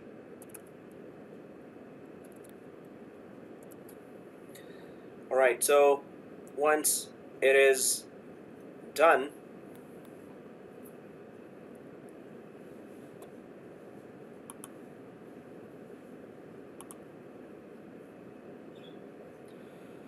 okay, so I'm just going to go back here, and we're going to cancel out from here for the migration. And you know what, if I just click the G Suite and click next here, you don't have to do that. And I just wanted to check that they changed the screen from last time. It's a CSV file that needs to have information about how many mailboxes are coming from that mailbox, right? So if I click the learn more here, so it gives you then perform a G Suite migration. It gives you the whole page step by step. It's actually a lot of steps here that if you have a G Suite environment with a lot of mailboxes there, then how do you migrate all the mailboxes from G Suite to? So that's online, everything is online, but you have to go through all this, and you must have a public certificate as well. So I'll just click copy this, and just for information, just adding there. So oops, whoa, what was that? Okay.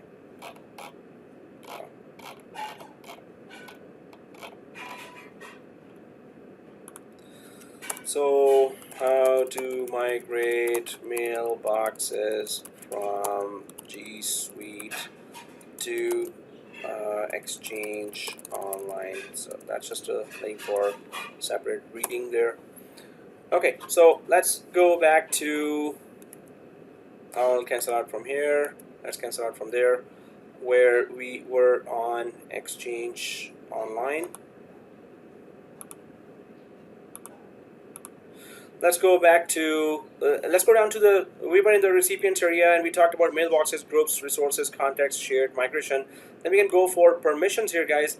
And this is the area where normally, just like you have in Azure Active Directory, the security groups, some of the default security groups, or in local Active Directory, when you install your own Active Directory, you have some default security groups that have more higher privileges there, right? So in that case, we have here as well some privileged roles. So there's admin roles shown here, and there is compliance management. There are some roles here. Now these are kind of, you can say, groups with a lot of privileges there. Compliance management, once you select that, so assigned roles. So what do they do? Whoever is added to the compliance management admin role is able to audit logs, go for compliance admin tasks there, data loss prevention, upcoming topic information rights management for copyright protection, journaling. This is copying everyone's email, or whoever's email you want to, so silently copying their emails to somewhere else as well. That's called journaling. Message tracking, you can do retention management, you can retain your emails, transport rules. So it keeps on going, right? So the thing is that all the admin roles are actually shown here. If you go for discovery management, it also just shows that legal hold. You can put your anyone's email on legal hold, that that person cannot change any content or delete any content from the email if there's a investigation going on against a person, and his or her email address or mailbox can be put on hold, or certain email messages can be put on hold, that these messages cannot be deleted or changed. So, or mailbox search. So you can see that there are roles there. Help desk is also having some roles. Help desk guys can do reset password, user options, view only recipients. Then hygiene management, they can do transport hygiene. Transport hygiene just means that your emails that are coming or going, inbound, outbound emails, that do not have any malware attached to it, that are not corrupt, that do not have any virus attached to it. Transport hygiene, or the data is not lost for some reason, lost. View only configuration, view only recipients, they can, so hygiene management can check out that. So the top admin role is this organization management. Whichever mailbox is added to this organization management can do anything in ExchangeOnline. And you can see this is pretty much all the roles that are there in ExchangeOnline, and all those roles are mentioned in the organization management. So this is the top admin role within Exchange server. And then recipient management, so you're just managing the recipient, mail recipient creation, mail recipients. We've just gone through all those options, plus message tracking, migration, move mailboxes, recipient policies, reset password. So you can see all the tasks that each of these roles are doing here, right? So organization management, this is the admin role. Suppose I want to add your first name 01 to the organization management. So if you select that, either you double click on it and or go to the edit sign here. So I'm just going to click the edit button here, and so first of all, what are the roles here? These are all the roles that you can see, and then if you go down, the members. So whoever is added here is whoever's mailbox is added there will have will be the full Exchange admin, right? Because pretty much that person can do anything within ExchangeOnline. So I'm just going to click the plus button here and simply add some user. So I'm going to go for your first name 01. You can just go for your first name 01. So we just get to know that, okay, this is how we add a mailbox. Obviously, there should be a mailbox here already created for that user. Then you will be able to see that. Okay, Gideon says under roles, yes, admin roles, so permissions, admin roles, and then double click organization management, right? So permissions, admin roles, organization management, and double click it. So then just choose one of the user here, and or your first name 01, and click the add button. And so this is how we can add anyone, right? So just go ahead and press OK. After selecting, just type the username here, whichever you want to use, anyone, and press OK. So well, once that mailbox is added here, so it is showing added here, so then we can click the save button. But this is just pretty straightforward, that you can add any mailbox to the members area in your organization management. But obviously you need to be very careful who are you adding there, and because you're giving pretty much every privilege to do anything inside ExchangeOnline now. So I'm going to press save here, So we get to know that, okay, there are so many admin roles, and those admin roles are these, they have their assigned roles as well, and compliance management. But we can go ahead and create our own roles as well. So suppose you go for the plus sign here, right? There's a plus sign here in admin roles. Excuse me, I got an error. Yeah, with adding that username. So are you on Yes. organization management here? And once we double click, then did you add it inside this members area? So do not click that plus sign, you need to click this plus sign.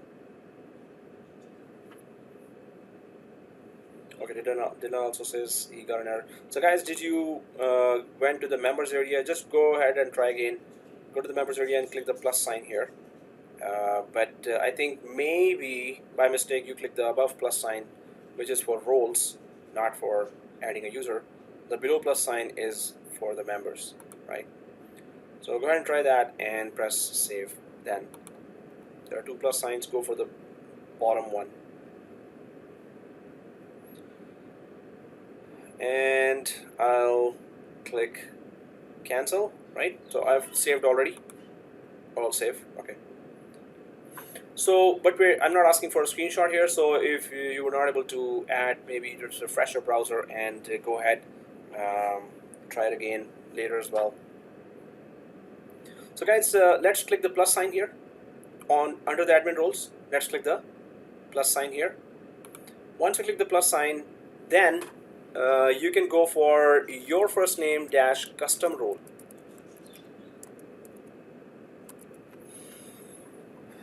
Okay, so Dylan shows this. You don't have sufficient permissions. This option can only be performed by a manager of the group. Dylan, are you logged in still from that your first name 01, or are you logged in from your first name admin? From your first name 01, yes, you won't be able to do anything. Admin, okay. Well, then refresh, because if it's not letting you do that, I didn't ask for a screenshot as well. So, you know what? You're already at it there. Oh, okay, but you were clicking save and then it's not accepting, right? That's what you're saying. Well, if it's saying not sufficient permission, then sign out, sign in, and refresh and try again. Sometimes it does not able to find that permission, and try to log out from that your first name 01 if it is still logged in anywhere else. So it's just a couple of refresh that we need, but we don't actually need this guy to be added. We're not going to be testing your first name 01 after adding it there. We just know that if we add this 01, we'll get all the privileges, or how to add in a role any mailbox. That's what we're trying to see. So if it doesn't work, you can cancel out from there as well, because that's just learning how to add somebody there. Well, we're not going to test that after adding it. Okay, so I'm just going to click the plus sign. So you can ignore that and just cancel out if it's not working still, and it's not compulsory to add your first name 01. I'm going to click the plus sign. Why am I clicking the plus sign here? Because we need to create a custom role. And what is a custom role then? Custom role, you can just first go here, your first name. Suppose there's a desktop support guys, and or there are auditors who arrived in your company and they want to audit all the configurations that you have been doing all throughout the year across your different hardware and software and applications. So auditors normally come once a year in big organizations, and they check if your configurations were aligned with the vendor best practices, or if they were different from the vendor best practices, then what was the reason that you did not go for the recommended vendor best practices based configuration, whatever you configured in an application, right? So auditors really check that out as well. Suppose there's an auditor and you want to create some roles for that, or you want to create it for the desktop support guys, newly hired desktop support guys. You want to choose some roles, so you just create custom roles and choose one of those 2 or 3 roles there. Suppose the default combination is not good enough, or it's giving too much powers to a person that is not supposed to have those powers, right? So if I go for your first name dash, and then there is custom role, not real role. Okay, and so this is the custom role. So obviously you need to then actually do a shopping on the roles as well. So I'm going to go down to roles and click the plus sign here, and so I clicked on the roles here, right? Roles.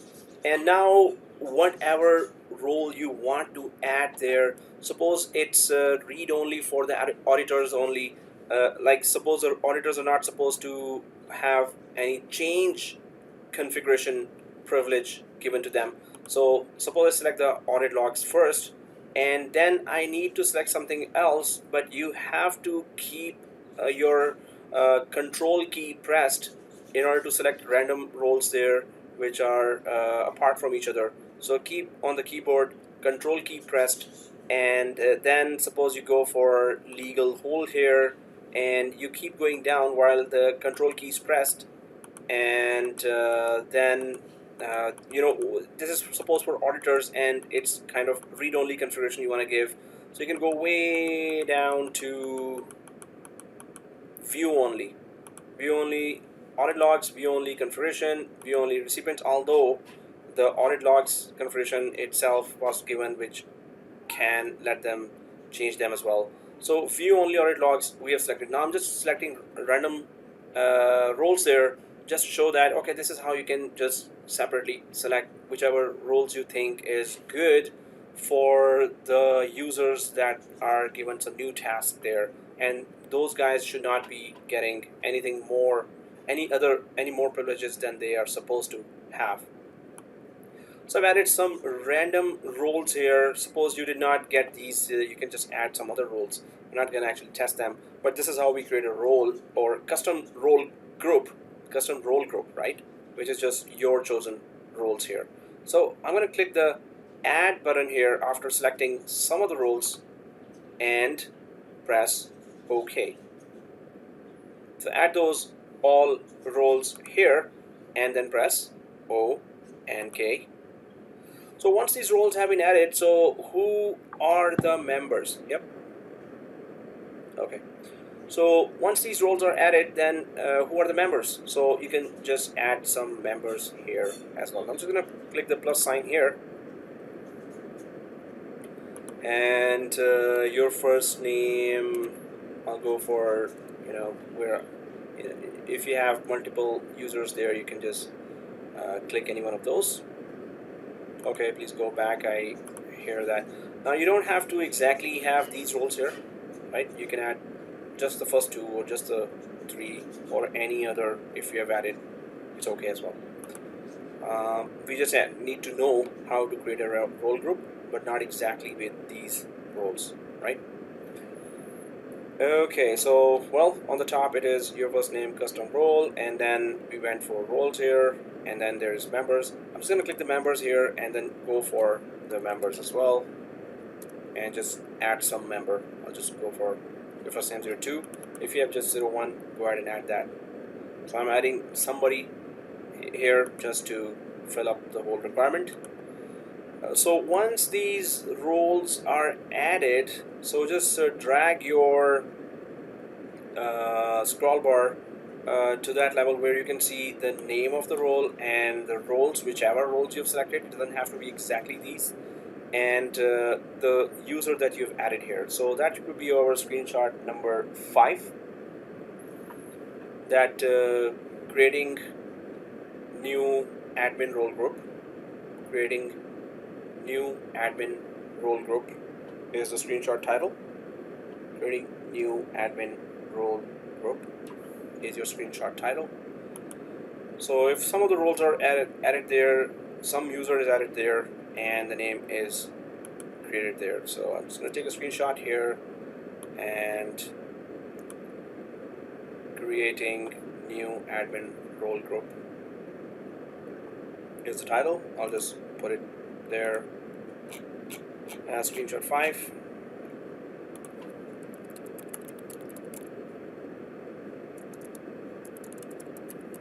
create a new admin role group. Okay, right? And created new admin group.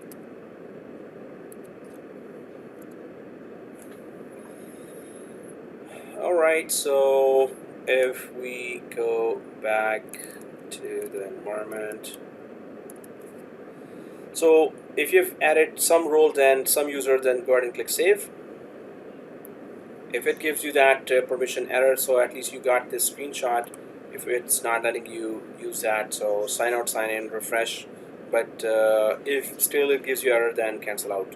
But we needed this screenshot of how to configure this, what areas to configure.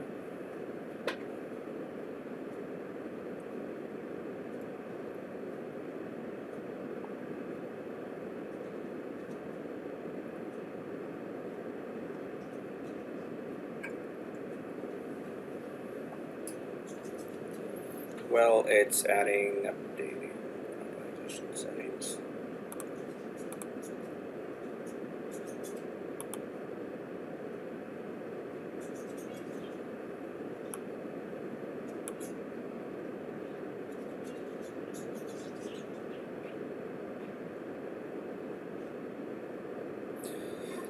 Okay, it says done.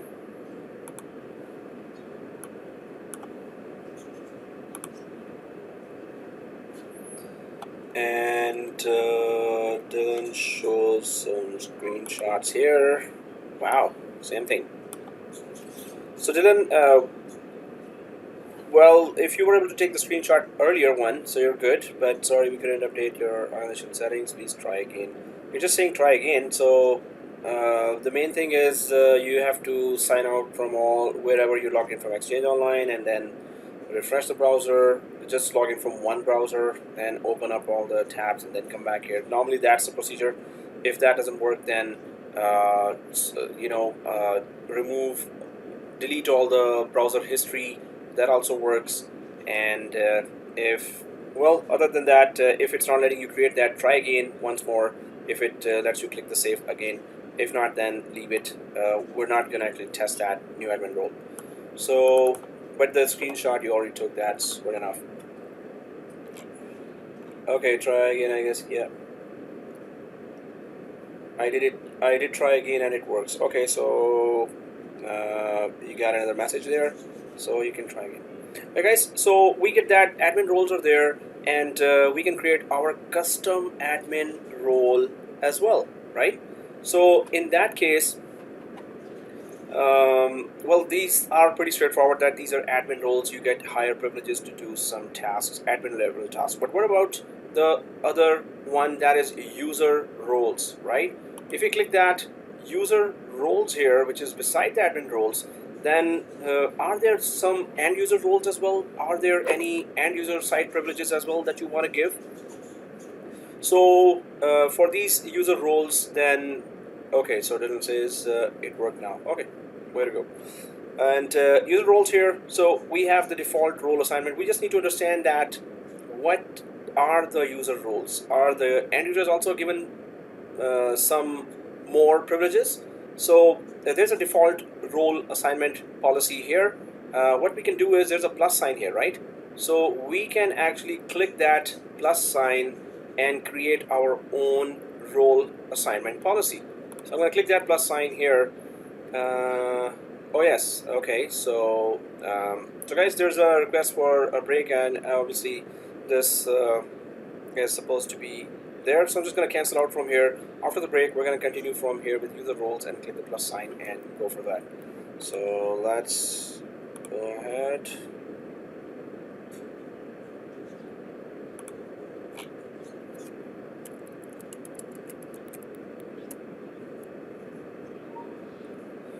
Okay, class starts 6:20. Oh, did I say 6? 6:20. Muting, pausing video. 24?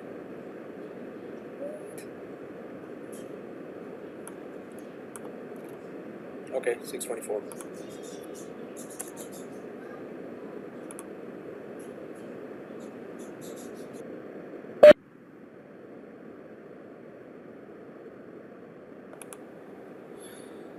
Back from the break, we're continuing with the user roles there in our ExchangeOnline.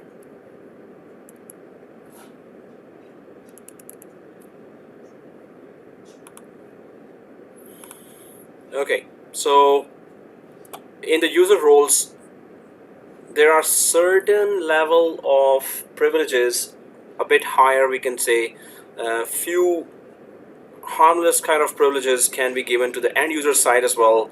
And what are those privileges, and then how do we implement those privileges on the user role? So first thing is, what kind of privileges we can give to the end user. Obviously we're not supposed to give any higher privileges to the end users.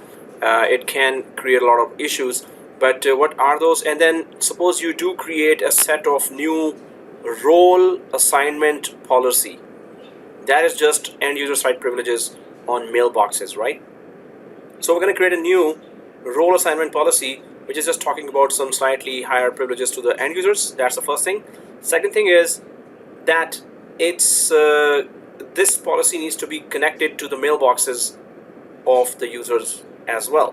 So we're going to see that how to connect a newly created policy for end users, how to connect them to their mailboxes as well. So I'm just going to click that pencil.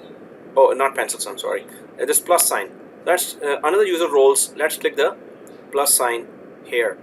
Under the user roles, let's click the plus sign here. Once you click the plus sign here, so you can see, well, we're going to try to create a role assignment policy. Your first name dash role assignment, where is it, policy, long name, right? So your first name dash role assignment policy. And what are those policies anyway? And remember that these are not administration roles, these are end user side of role assignment. So if we go down here after giving that your first name dash role assignment policy name there, so if you go down, so you can just let the users change their contact name. So suppose you select this option.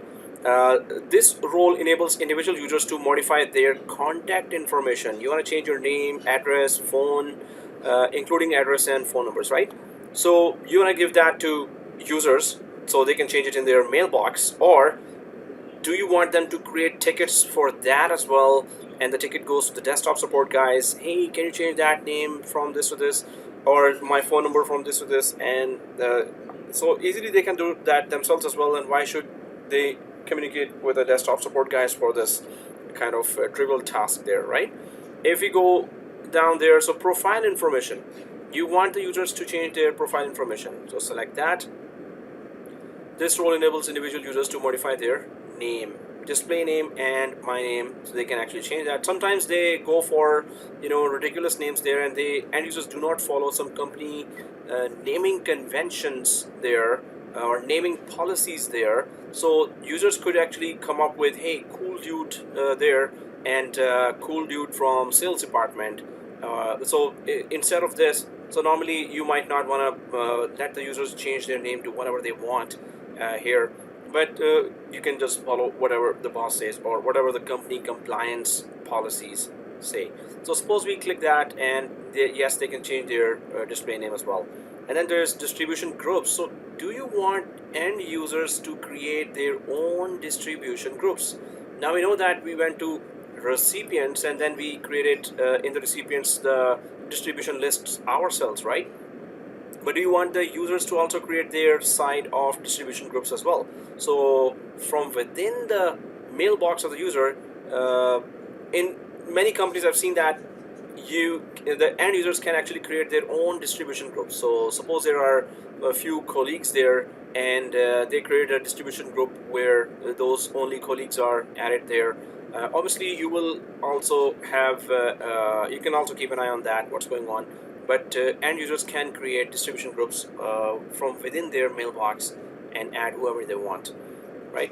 And then distribution group memberships. So do you want the end users to manage the distribution group memberships? Obviously when you allow them to create their side of distribution groups, so they should be handling the membership as well.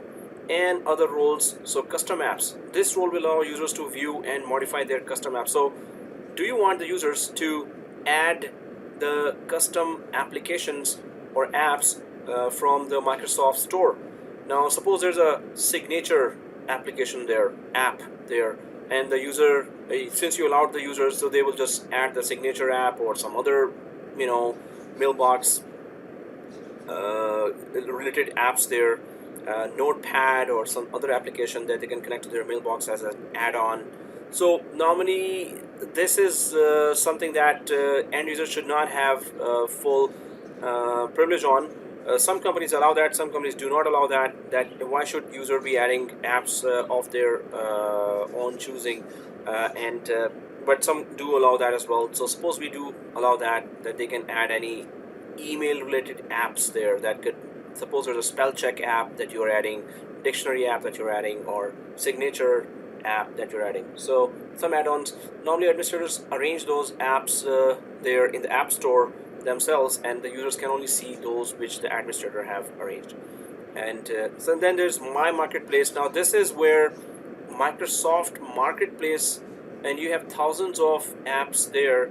Now should the user be able to add or modify their marketplace apps? Now this is something, well, I would not go for, or company compliance policies in majority of the companies don't go for that the user should just go for the marketplace and add from the thousands of apps there any other apps there. So my read write mailbox apps, this role will allow users to install apps with read write mailbox permission. So users can choose custom apps. Obviously when they choose, should you allow them to download as well and add it to the mailbox?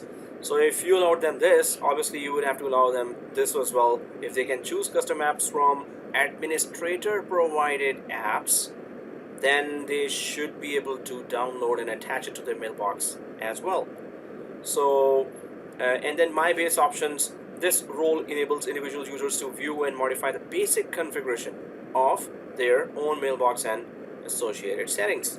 So this is just mailbox related small configurations that the users can or should be able to do, and not keep calling the desktop support guys for everything. So then there is my mail subscriptions. This role enables individual users to view and modify their email subscription settings, such as message format and protocol defaults.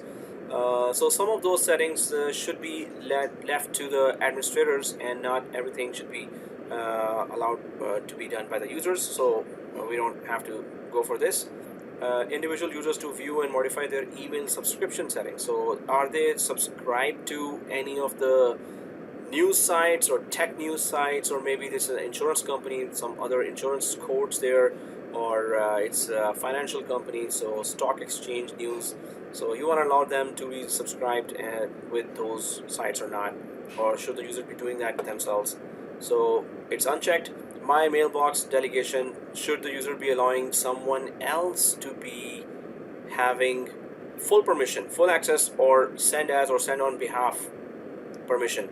So should the end user be able to do that too? Hey, from now on you can just I'm adding you to my mailboxes, send as. So this is too much. Like end users should not be having this, that they should be able to delegate permissions of their mailbox to someone else. This should be done by desktop support guys or administrators. So retention policies, do you let the user retain emails for maybe 1 year? Suppose the users can actually create some policies that, hey, I want to retain all my emails for 1 year, or I don't want to retain or keep my emails in the deleted mailbox for more than 30 days. I want to delete automatically have the emails in the junk mail deleted in every 30 days. So you can let the users create their retention policies, how long they want to keep their emails. And my team mailboxes, so this role enables individual users to create site mailboxes and connect them to SharePoint sites. So this is something that the desktop support guys should be doing. Let's not click that, but the user mailbox can be attached to SharePoint sites as well. and my text messaging. So this role enables individual users to create, view, and modify their text messaging settings. If you did allow the users to text message with the help of Microsoft Teams, which lets you connect to the voice over IP phones in the company, as well as let you do text messaging. If they allow, then you can connect that as well. My voicemail. This role enables individual users to view and modify their voicemail settings. So we went through all this configuration. We can just select that as well, that users should be able to change their voicemail settings at least. So suppose somebody wants to send a recorded email, audio email, so they can just send that too. So we've gone through some of the settings and what they do and they should be selected or not. So we have gone through some of those settings there. Now this is the policy, role assignment policy that we have come up with. So why don't we just click save here, because after saving this policy we need to attach it to our mailbox as well. Just creating that policy does not do anything. It does not get implemented on the users unless you actually attach it to a user mailbox. So I'm just going to click the save button here to simply create the policy first. So this is the your first name role assignment policy created here with all those configurations, but it's not implemented unless you attach it to the mailbox. So let's do that too. Let's go to our mailbox there and attach this policy. So we would know that, okay, so this is how we attach this policy to our mailbox as well. So your first name role assignment policy, we need to go to the recipients area where all the mailboxes are. Once you have created this, then we're going to go to the recipients area, and in the recipients area the first one is the mailboxes, and any one of the mailbox, or you can select all and attach this policy to all, or we can select one and attach it to one as well. So I'm just going to double click that, the first user account here, mailbox, I'm just going to double click that.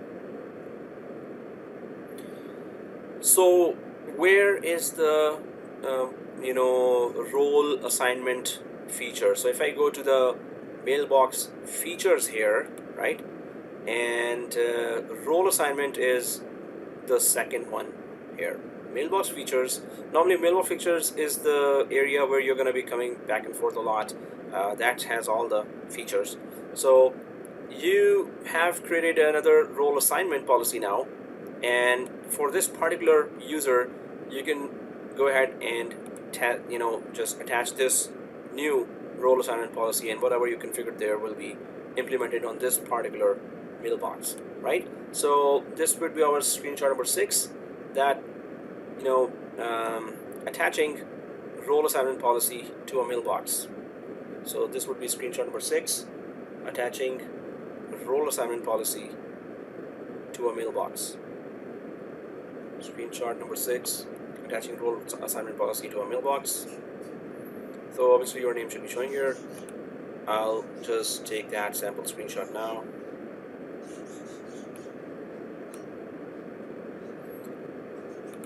And put it to screenshot 6, attaching role assignment policy to a mailbox. Attaching role assignment policy to a mailbox, and I'll paste the picture, paste it here as well. Mail server, screenshot 6, attaching role assignment to mailbox.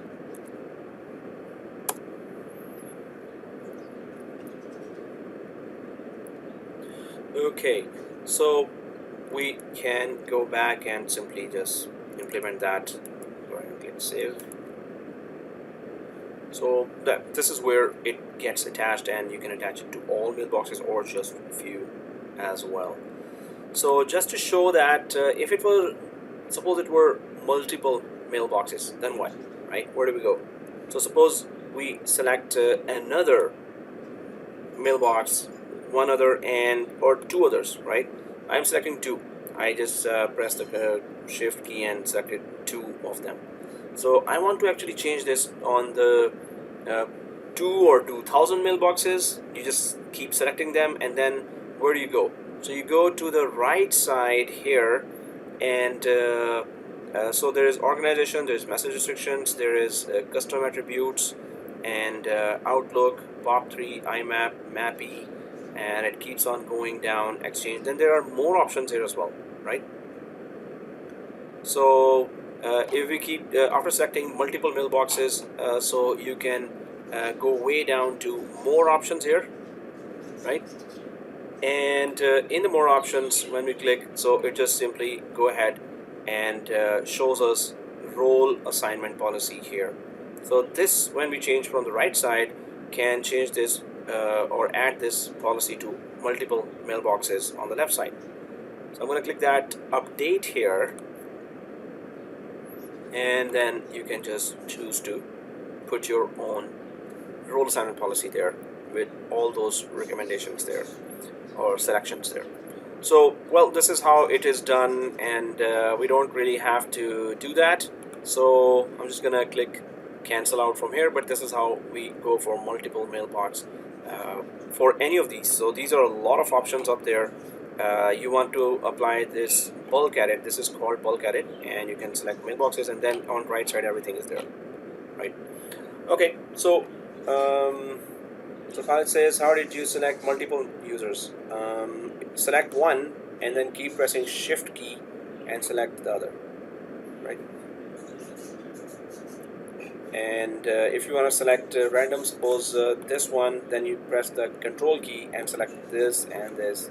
Shift key doesn't let you select like this, but control key lets you select random as well. Leave one and then another. Shift key directly from here to here. Okay, so here we're going to go ahead and go back to the permissions here, this one, right?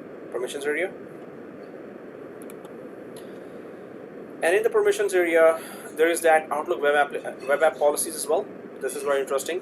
So if you go to the permissions and then Outlook web app policies, so there you see the Outlook web app or OVA mailbox policy.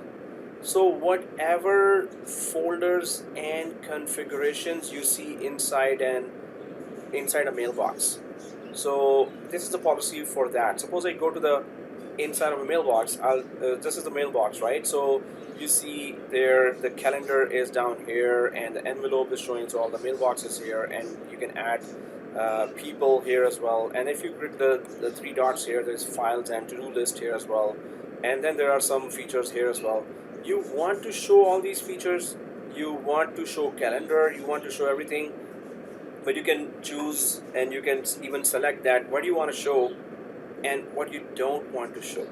You can select all that as well, right? So that is in the mailbox policies. So if I go back to ExchangeOnline here, so Outlook web app policies talk about those regular features inside your mailbox.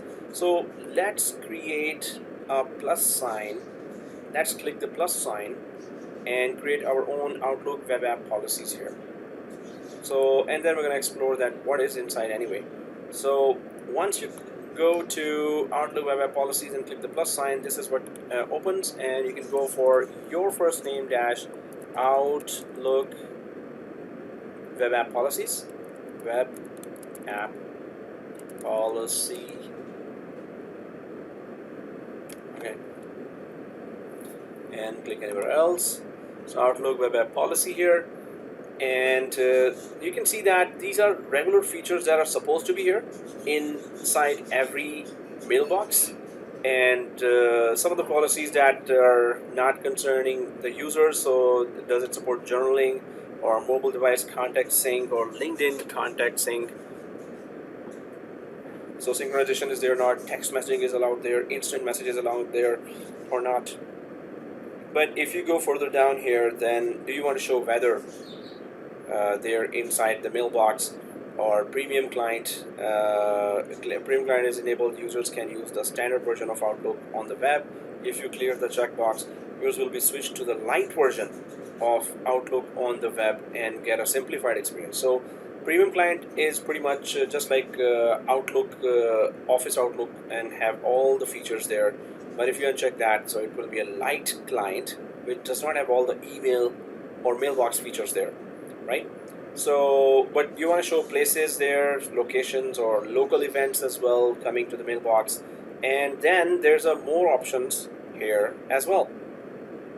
In the more options, which is going to show you the critical ones that you do use a lot. So you don't want calendar to be showing in some mailbox, then you can uncheck that. Tasks and reminders and notifications, these are all that are used regularly for time management.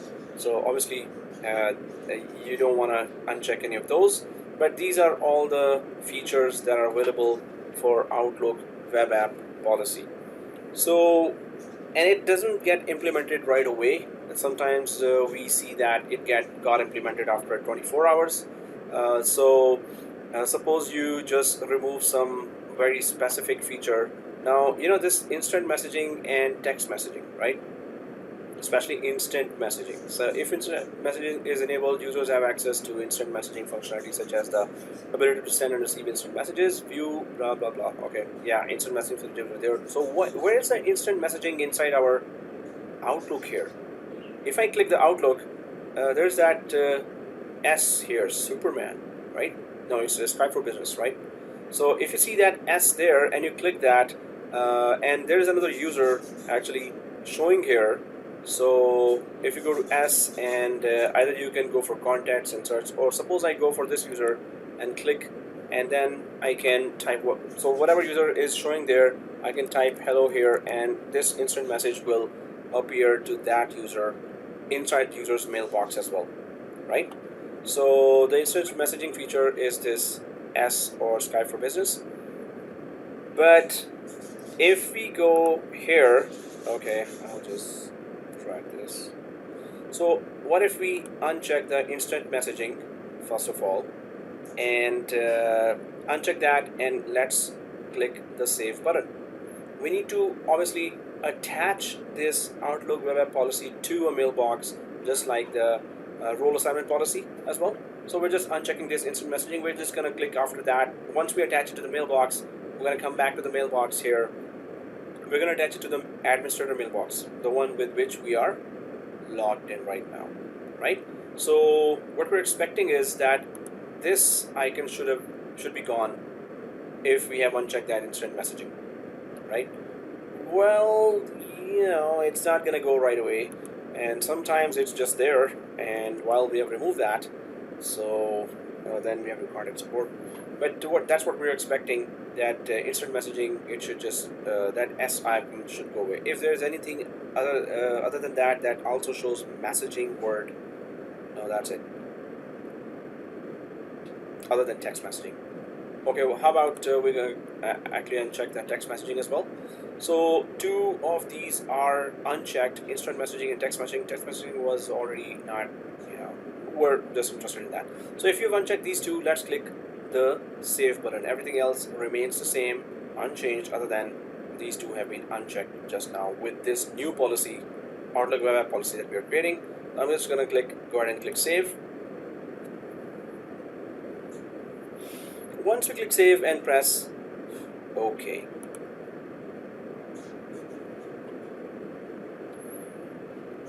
and once you click that, your first name Outlook web app policy here, you've created that. So obviously we need to click refresh, and then we need to go back to the recipients. This time we're aiming for our own admin account with which we are logged in right now, your first name admin. So we're going to go to the recipients, and we're going to attach this policy to the admin mailbox, right? So once you go to the recipients, the mailbox is already showing there, and I see this last one as, in my case, my root account with which I created this account, or the main admin account, subscription account, whatever we want to call it. So I need to change that. So how do I do that? I'll double click this, to go to the features, or I'll click the select and click the edit sign here. Once we go inside, obviously we need to go to mailbox features. So where is this one? The web app. I don't see it here in sharing policy, retention policy, nope. Phone and voice messages, mobile device, disable one for devices, nope. Email connectivity, how about this? So if we go down in features and go to email connectivity, maybe this is the one. So I'm going to click view details here in email connectivity, right? So if you click the view details, there is that over mailbox policy, but this is not what we want. We just want to attach what we just created now. So I'm going to click the browse button here. So there's our your first name policy. So go ahead and click that your first name policy here and press O and K. Now this is our screenshot number 7, attaching web app policy to a mailbox. Chris, how did you get there? Okay, I'll cancel out from here and here. So if you're on recipients and mailboxes, then there is that mailbox that you select. This is supposed to be the admin one, and then you click the edit button, right? And then we go to features. Once you click the features here, then you go down to email connectivity and click view details. So email connectivity and view details here in features, and then email connectivity and view details, and simply go ahead and change that. Click the browse button here and double click the your first name Outlook web app policy. So now this is a screenshot number 7, connecting Outlook web app policy to a mailbox, connecting Outlook web app policy to a mailbox. So screenshot number 7. Okay.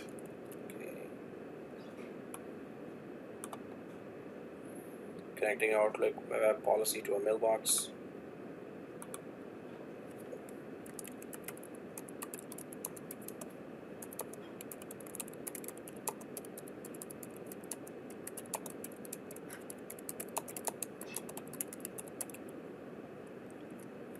Connecting Outlook web app policy to a mailbox.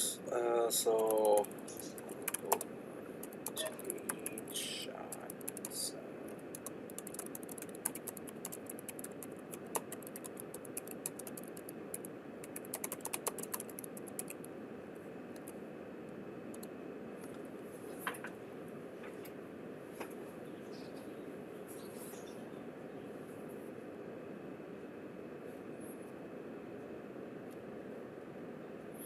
Okay, so if we go back here after taking this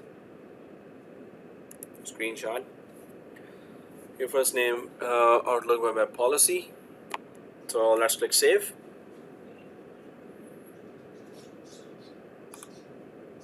And save. 2 saves here.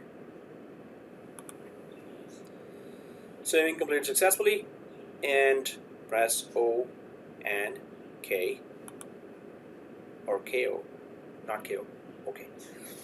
So now we can just click refresh just a few million times, but if we are lucky, we'll see that the instant messaging is gone right away, but I don't think we're going to be lucky.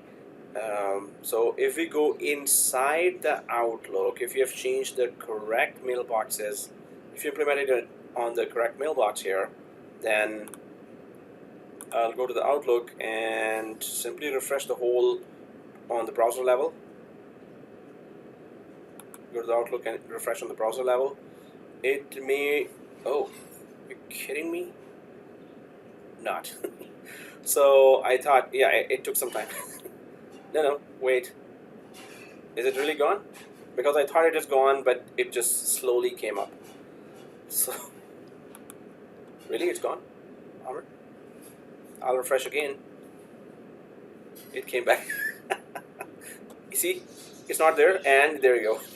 It just comes up after a little while. So yes, the policy is still not implemented, and don't worry, it's gonna take time, and it's been tested in several courses, and we can even see in next class, before the next class, sometimes it's still there after 1 week, and then we have to just implement the policy again. Otherwise, talk to the support, and very lucky ones get it right away implemented. It's a free trial, so maybe they're not very quick in that, although the policies seem to be working. So this is the mailbox based policy here, and I'll just refresh one more time at fingers crossed. So oops, okay. So let's keep going ahead, and it's a matter of time. Just give it time, and hopefully one day, Monday or Sunday, it's gonna be. Oh, I'm in the wrong email. Really? Oh, messages have been deleted. No, that's too late. I read those, Gideon. So okay. So Hamid says maybe these policies are for decoration. No, Gideon, I read those. So now it's going to be -10 temperature outside. Actually, it's not. It's -1. So yeah, we're talking about temperature. So here, let's go ahead, guys, and go to mailboxes here. And we were talking about the different policies here, and I'm in the permissions area. So we went for admin roles, user roles. User roles we had to attach to the mailbox, right? Outlook web app policies we had to attach to the mailbox. So now we know that how to create a policy and attach it to whichever number of mailbox, multiple mailbox, or single mailbox as well, right? So then comes the compliance management, one of the most important areas of the ExchangeOnline, and it is having those compliance policies that gets implemented company-wide as well, or we can say Microsoft 365 wide, which means that in-place e-discovery and hold can be implemented not only on ExchangeOnline but also on SharePoint Online and Teams Online and OneDrive Online. So all the applications or collection of applications you have in Microsoft 365, so it can be implemented on all those. Now this I've been seeing for last 2 years or 1.5 years that this in-place e-discovery and hold feature will be actually gone from here as per the original notice announced on July 31, 2017. Okay, last 2 years. The in-place e-discovery and hold functionality in the Exchange Admin Center is being retired.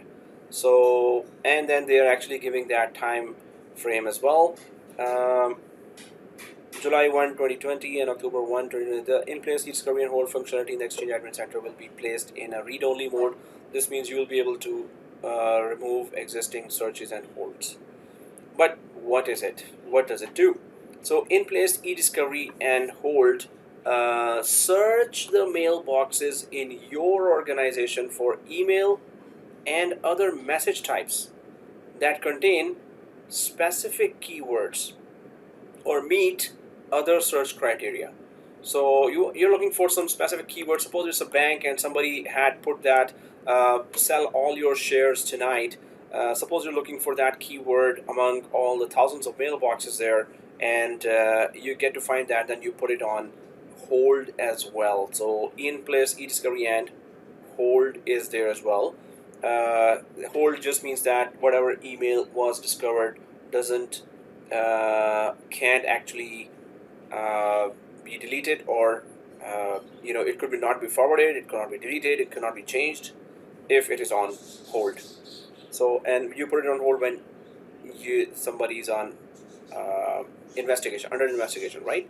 So anyway, e-discovery and hold, so you can just search for keywords not only in the emails but also in SharePoint and also in OneDrive, also in Teams, wherever you've put the keywords. Right now, since we're inside Exchange Online, so we can see that yes, it is Exchange Online specific, and otherwise it is Microsoft 365 wide now. So all other applications, it can also search for your keyword. Suppose somebody put that in the email, but also put it in some Word document as well.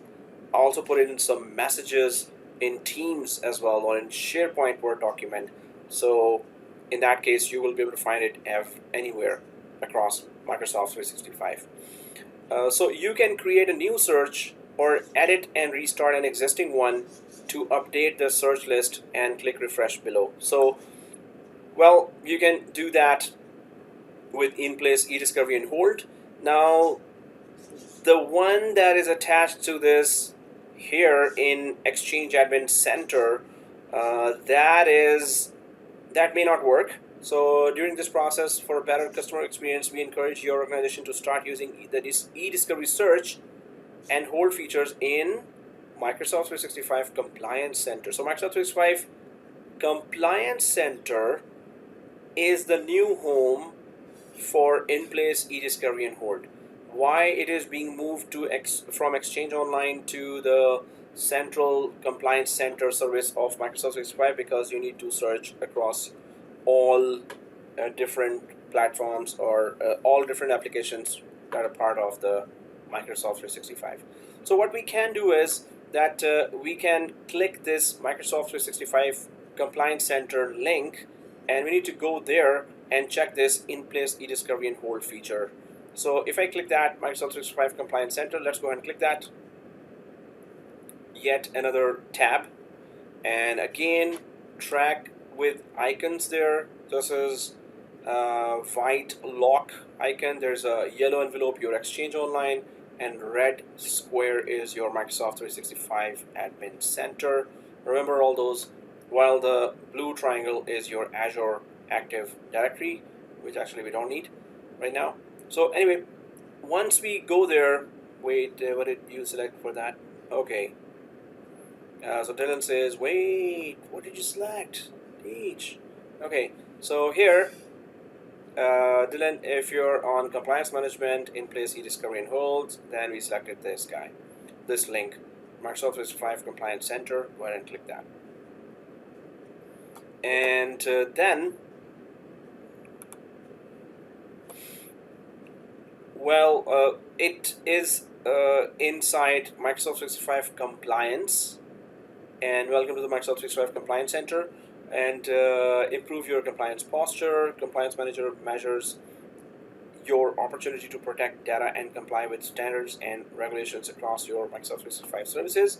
Check it often to review actions you can take to improve your score and reduce overall risk. So normally they put a score, risk score there.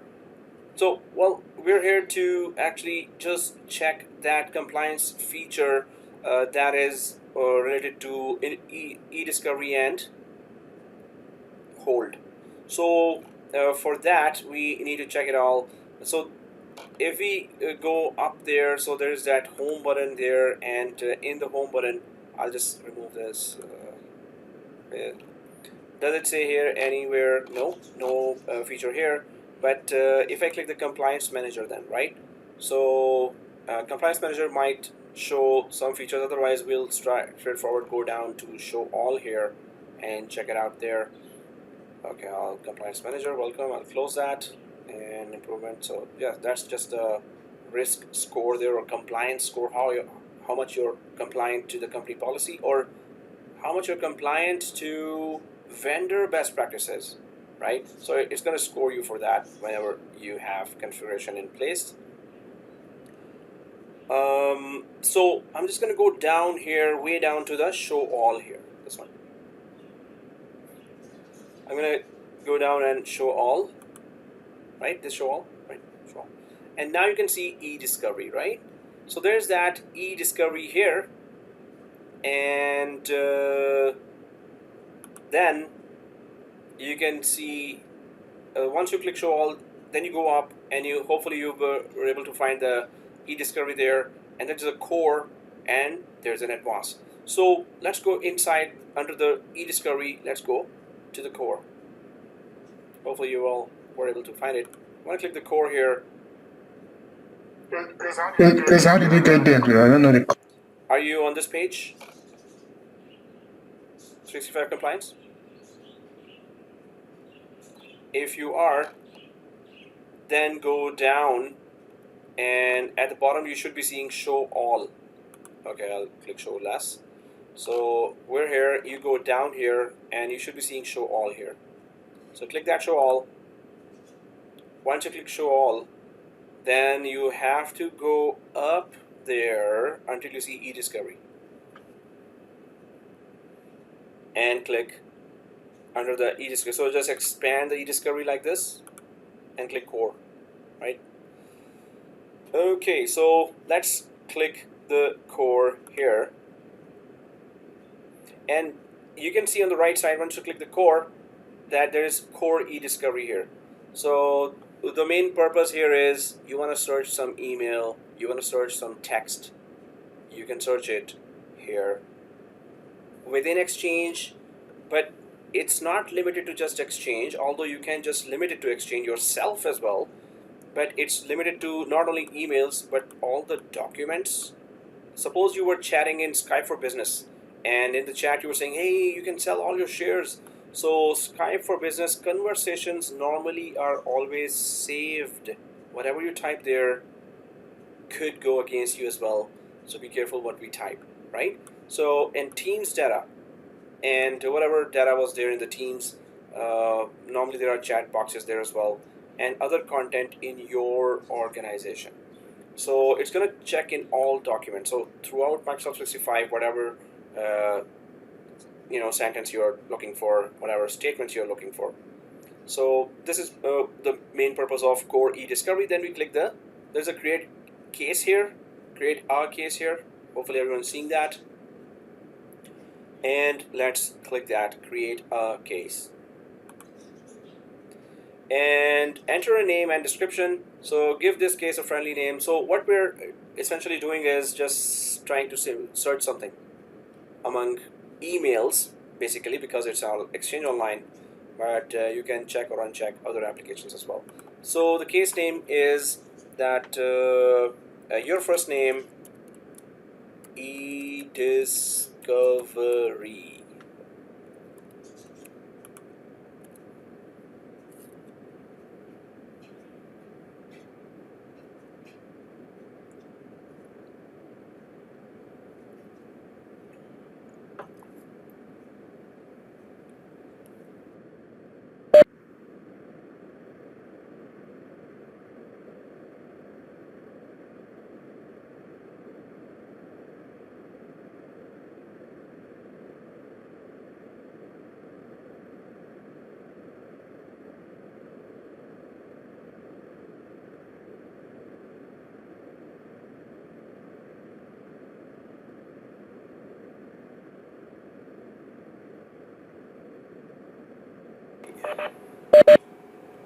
So when we go to e-discovery, okay, discovery. Seriously, what's wrong with me? Then click save. So we create a case name here and click save. Once we click save here, yeah, I know, I understand it's too much, or maybe not too much. So there's that case created first of all, right? So you create a case, you name it, suppose it's a case number, and you're doing some search and it needs to be connected to some case number you were investigating, so you can just put that as a name.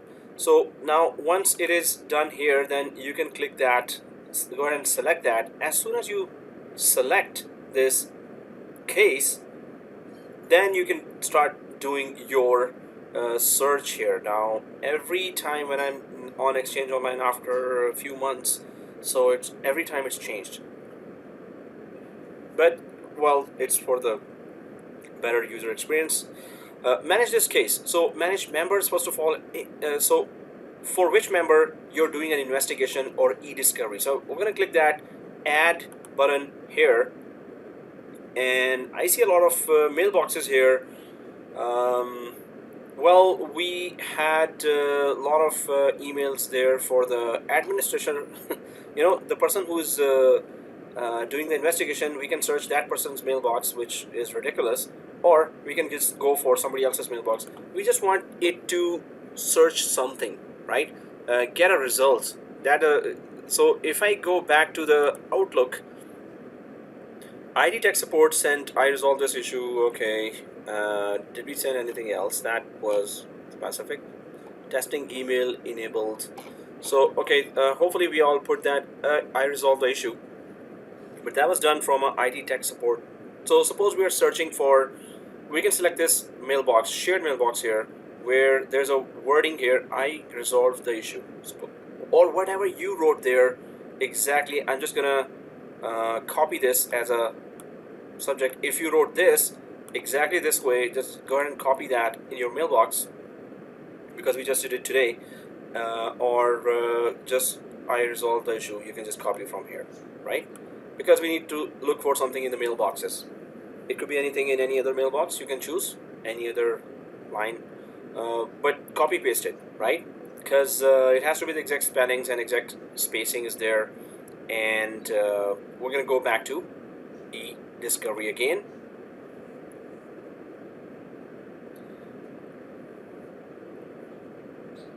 Okay, so not all of us were able to create ID tech account. So in that case, go for some other email and go back here, down, check any email, because it's gonna check your administrative message, right? So any of those would be okay. So you go for any of this. These are just go for testing email, whichever is testing email, and if you put testing email enabled SG, anything, right, from any email, just copy one line from any email as long as they're inside your mailbox.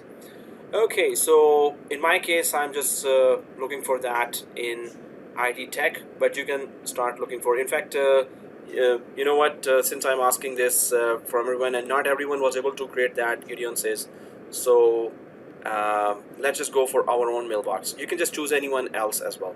So what is our own mailbox that we're logged in from? Your first name admin. Just go for this one, right? So even from within this one, I took this, but you can take anything else as well. But our objective is, or our target is, well, our own mailbox that we are logged in from. So if I go for your first name admin here, I'll select that. Okay, I'm looking for the wordings there in this mailbox. So I've selected it here, right? Hopefully you're able to select that. So I put that name there, this one, it came up. I click the select button. Okay, so I click the select button here. Users selected is 1, right? Once you selected the user, so there's that add button here. So why am I not able to select? So just select that like this or highlight it and then click the add button. Hopefully you're able to do that. So put the username here, select it on top and add, right? Oh, it doesn't work? Okay. Zero user added here. Okay, it's the same mailbox that I'm part of. So suppose I go for add again, because it's the same mailbox, so it might say, hey, what are you doing? We can go for another mailbox as well. Your first name 01, right? Suppose I go for another mailbox. Does it work? I'm just gonna go ahead and select that. Okay, that one works. So it makes sense that it might be thinking that, hey, this is the one that you're logged in from. So I just added another one. Your first name 01, right? Admin's already selected. Ready says. Yusuf says, yeah, that worked. Okay. Where you can select any mailbox, guys. I'm selecting your first name 01. If you were able to successfully select the admin, it's okay. If you were not able to select, go for another one and select that, right? Add. Okay, now it says 1 user added. In fact, the other one was also added for me as well. Now there are 2 users. It did say here 0 user added because it was already there in the first place. Okay, guys, anyway, I've added 2, you've added 1, it's okay. right? Whichever you added, it's okay. So if we go down here, manage role groups, do you want to actually add some kind of role group there in your investigation? If you don't want to add any role group in your investigation, it's okay. If I just click the add button here, so what are the role groups that we're talking about here? It's searching right now. And yes, these are all the role groups which are, if you're added to anyone, then you get those privileges. So these are just all permissions and privileges, right? Okay, worked. So we don't have to go for a role group here. I'm going to click simply cancel, right? Let's click cancel. So so far we have added 2 users. That's good enough. Let's go down here. Now manage case status here. So this is the name of the case, and still my discovery is wrong. So I think I corrected that, but I actually made it wronger. Okay, that's a new one. Now this is done, right? E-discovery and this, and then there's a close case, and and there's a search here as well, right? Manage role groups. There's a search here for the role group, and then if you go up there, there's a search for users as well. So if you have selected the user, and that's it, that's all we selected, the 2 mailboxes, right? So we can simply click here, save again. So we're gonna click here, save. Okay, so we had it is active right now, but we didn't put any search result yet, right? So if I click back here, it just takes us back here. If manage role groups, there's a search for that. Manage members, there's a search for that. There's a case, delete case or not. So I'm just gonna close that because I opened it, but there's an active written here as well, and export written here as well. So the thing is that we can either open case, copy link, email, Microsoft Teams. So we're able to go for core discovery, right? Now after core discovery, on the left side you can see advanced here. So you've just created that, you've defined the users as well, and it doesn't let you actually do that search, but it does let you create a case. Against who? Against those 2 users. And if there were in role groups, you define that. So then on the left side you can see advanced here. So let's click the advanced.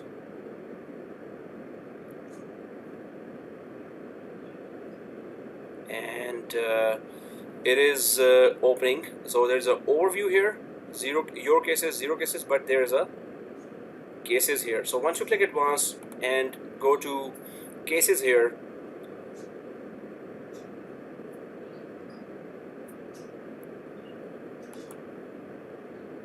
oh, actually it also shows that create a case here, although we have created a case, but it's not showing here.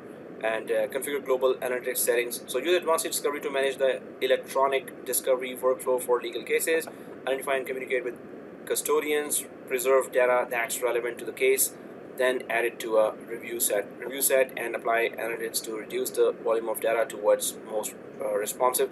Guys, are you able to see that any case here in overview or cases? So no. Okay, so it's all no for you as well. This means they have done some changes here already. So I'm just gonna click that core again, and normally there we're supposed to search. There's a search here as well, but that is just to search the cases. And overall you can then so I'm just gonna read out that again. After creating an discovery case and choosing who has access to it, use the case to search for email documents. So we have created the case here, and now we can use it to search. So there is that open case shown here, and if I click that open case, then it goes to the other page, and that's where we start the search. So where did I go? Let me just show you again. Select this, and there's an open case. Select this, there's an open case. Hopefully everyone got it, right? It's gonna open in another page. Now, obviously, guys, for some it might be, oh man, what's going on? It's too much click click. Yes, but if we don't know the complicated stuff, then we're not gonna get the job out there. There's so many others who know this stuff and can get the job. So if we know easy stuff, then everyone else also knows that, and companies don't pay for knowing just the easy stuff, right? If there are a million clicks there, and you know what exactly you're doing and how to configure, then the company would really want you. If you know what everyone knows, then there's no value for us, right? So that's why if there are a million clicks, then you're learning something and you might implement that in the company as well. Company will hire you only if you know all this. Okay, so let's select this and click the open case, which I did already, and hopefully you did also. And in once open case is there, it is on the other side, on the other tab now, and you can see that it's the green lock, white lock here and white lock here as well. So these are both related. Now here you see that switch to advanced e-discovery, and there's home here. You want to close the case, you can, and then there is holds and there are searches. This is the searches. So go ahead and click the searches now. So they have, from time to time, 2 years ago it was pretty straightforward. You get that, you create a case and start searching right away. Now they have made it multi-process. When I was in one of the banks, their investigation, there were 80,000 employees, right? So investigations were like some daily routine. There was some tickets coming that, hey, I want to investigate this guy. Oh, that guy was fired and investigation is going on, or that guy is on leave and investigation going on. So pretty much every day they were asking, hey, can you just retrieve all the email for this guy for last 20 years or last 2 years or last 2 months or from this time to this time. So because it's a big organization, investigation against certain people is always kind of going on, and people are being fired and hired. So that's why they have made the process multi-steps there. Create a case first, then do a search. So let's go for new search here. And once you click the new search, so where I was in the searches, and I just simply click the new search, right? So once we click the new search here, then it's saying that enter keywords. Now I know that testing email enabled SG was put in one of the emails back there when I was searching my emails, right? So you might just put any sentence there that you may have used, any statement that you got from the emails already in your mailbox, right? So here, that's the first thing, that there are keywords here, and where do you want to search it? You can see that there's a scroll bar here, right? So there's a scroll bar here. If I just go down, show keyword list. So this is just the list of keywords. We just went for this one statement here. Suppose you had multiple keywords, it would have shown you the keyword list here as well, right? So I'm going to uncheck that, and you can just put on second line one other keyword, third line another keyword, and it's going to show you separately that, hey, you told me to search all this. So testing mail enabled SG, that is one of my emails, and I put that. Now there is a add conditions button here as well. Let's click that add conditions button as well. What are the conditions that we can go for? So once you click the add conditions on the left side, you can see on the right side, oh, there are conditions. So what are the conditions? Is it date specific? Is it sender specific? So you're looking for some specific sender there whose emails you're tracking, or size wise. So suppose the email was of 5 megabyte size because of too many attachments there, or a bigger attachment. Subject, whatever the subject was, redemption label, message kind, participants, were there other participants there, type, received, recipients. Was that email successfully received? So all these type of criteria is there that you can choose from, and I'm just looking for that. So there's a subject, there's a to, there's an author, there's a title, last modified file type, So you can just choose according to the date. Suppose we go for the date on the top, right? And once you do click the date and it's not letting you put, so just select that and then it will give you the option from which date to which date, right? So I'm going to select that date and click add here, right? Hopefully you're there. So once you click date and click add here, let's click the add button. So if we go up a little, so now it is saying, oh, so you've added a condition and that is date. So can you tell me from which date to which date you want me to search the emails? Now it is saying 3110 up to 112. Wow, that's 2 months. Serious. Okay, so John shares a screenshot here and oh, so you need to go to this area. Oh, scroll bar doesn't show you this area at all. I think you can make your browser a little font size a little smaller. There's no add condition tab on mine. Guys, do you not see add condition there like I see? So were you able to see that? John, can you scroll up and down fully and check it, because it is supposed to be for everyone there. Yeah, everyone says that they saw that, right? John, can you do a full scroll up and down? You should be able to see that. Try it. Scroll down fully, right? So then I was able to click this button. Hopefully you're able to find that. Just scroll fully up and full down. And guys, the date is already 2 months back, right? So that's good enough. 2 months back, that's good enough, right? So search this keyword and 2 months back in those mailboxes. Hardly to do anything. Okay, like it's there, but the frame is too small. Okay, okay, Conley, can you see this here? If you click this 3 dots here, there's a zoom option if you're using Chrome. So you can actually make it 900. It's gonna go minus here, and it's gonna go more bigger and more bigger, right? So you can see clearly everything in one screen. And I'm just gonna go back to 100 here, but you can just make the font size smaller so you can see everything clearly, right? So hopefully you got it, because it gets bigger and bigger. Okay, good. You're welcome. Okay, guys. So once we have created that, then you just select the date there, click the add conditions, and select the date, and it selects the 2 months already. Or you can change the time if you want. If you go down here, specific location, in which location you want this to be searched. So let's click the modify button for the specific locations. What is this locations anyway, right?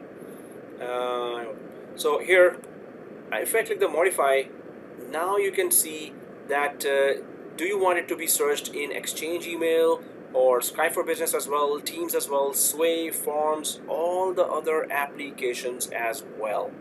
Or like us, we want it to be searched only in Exchange server. So none selected here or select all, but we can just go for choose users, groups, or teams. Selected locations is just this. So if we click that, it's not letting us click.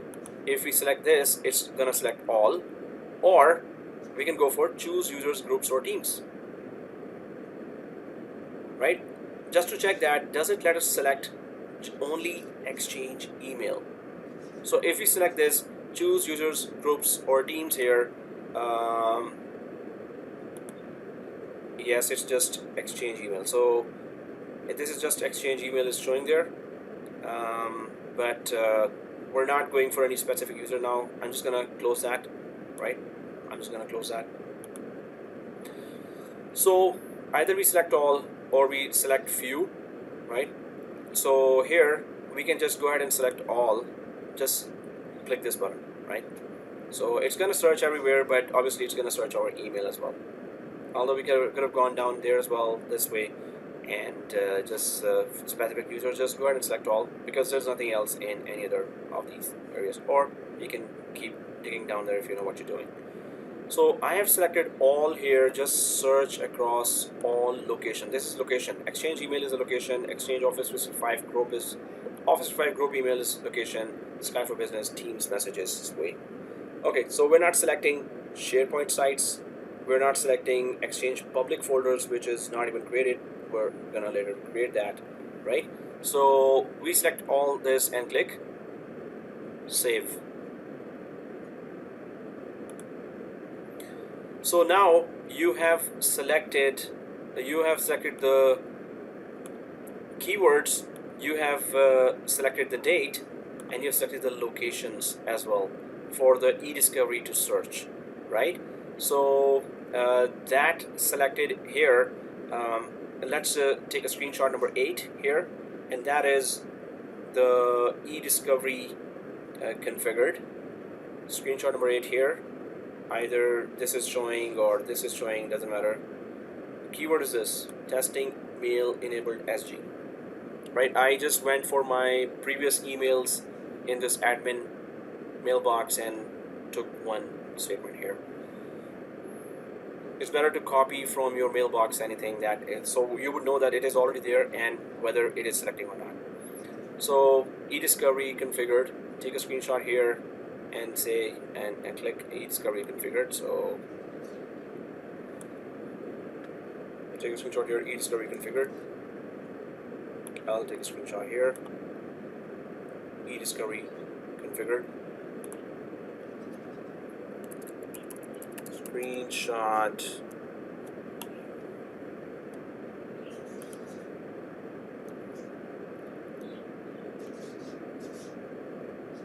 Eight. Okay.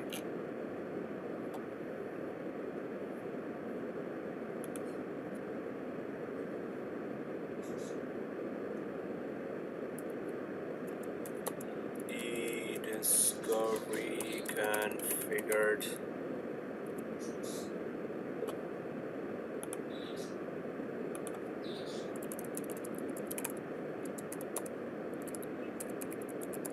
Screenshot 8. E-discovery configure.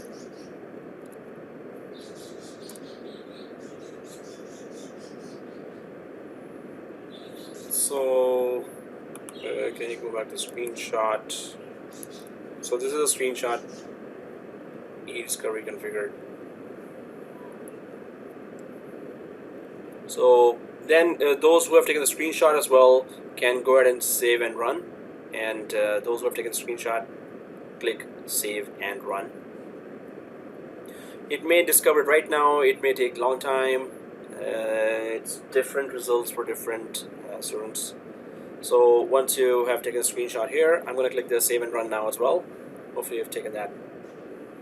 So I'll click save and run, and then it says input search name. Seriously. Okay, let's click input search name here. As soon as I click the save and run, it says, hey, what's the input search name? So it's your first name dash e-discovery. Didn't we give enough names? Okay, your first name e-discovery. Save search. So it's gonna save your search as well for future reference. That's why it's asking, hey, can you give me this search name? And when you're doing the next search for something else, you can give that search name as well, and you can always access that later as well. And what did I do last week? Which search I did last week? So once you've given this search name here, go ahead and click save. Right? Once you've given this search name, go ahead and click save.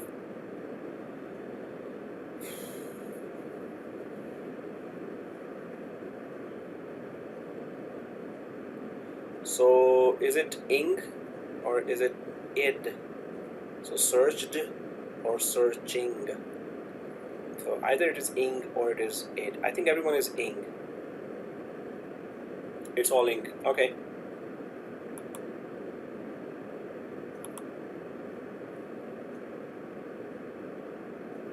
So, oh, you're kidding. Oh, okay. So, to preview search results, please ask your compliance admin to grant you preview permissions. No, oh, do you see this message here? Yes. So, it may have found something, but it says that I'm not going to show you unless you have a permission that you got from compliance admin. So this means that this user we are logged in from, it needs to be added to the compliance admin role as well, and then it will show you, it will give you that permission to see what it found, right?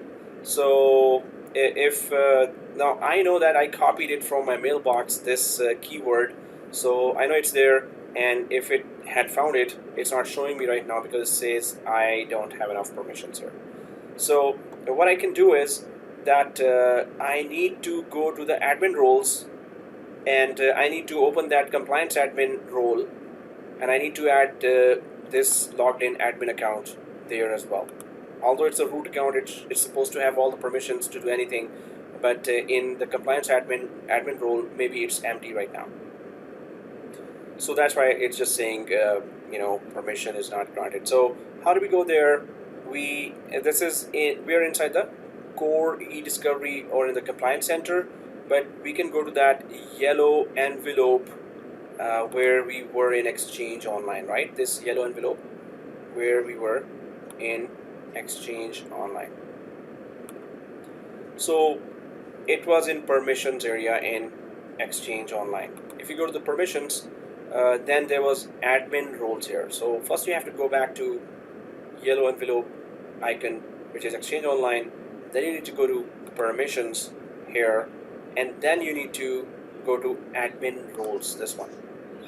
Is there any compliance management or admin related role here? I see that that's the second one from the top, or it's on the top for some. So permissions, admin roles, and compliance management. So what do? We need to double click that. We need to go inside, and we need to add ourselves as the member, and then hope that today it discovers that, oh, I've been added here, I got the permission, and let me use that. So I'm just gonna go for compliance management, double click that, the compliance management, because it was clearly saying compliance admin. And compliance management, there is a role actually called compliance admin as well, separately. This is a role as well. We could have gone for custom role, and we would have just added compliance admin and added our username or mailbox here. But since it is part of the compliance management as well, so we can go down here and add ourselves as a member, and then click save, refresh a couple of million times, go back there, refresh that screen as well, and check if you got the permissions, right?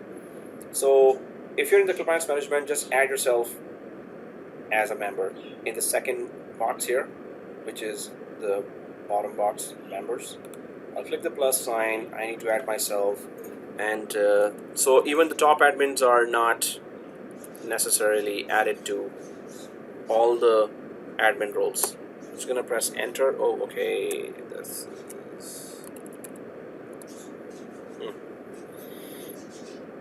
oh, I'm not able to add myself. This, which does mean that maybe it's guys. Are you able to add your root account? Because if you're not able to, oh, it was Amir. Thank you. Okay, thank you. And I'm just adding this guy, first name admin, and okay, and save, right? So just add your root account with which you logged in, save, and just click a couple of million times here. Refresh, and there's a refresh here.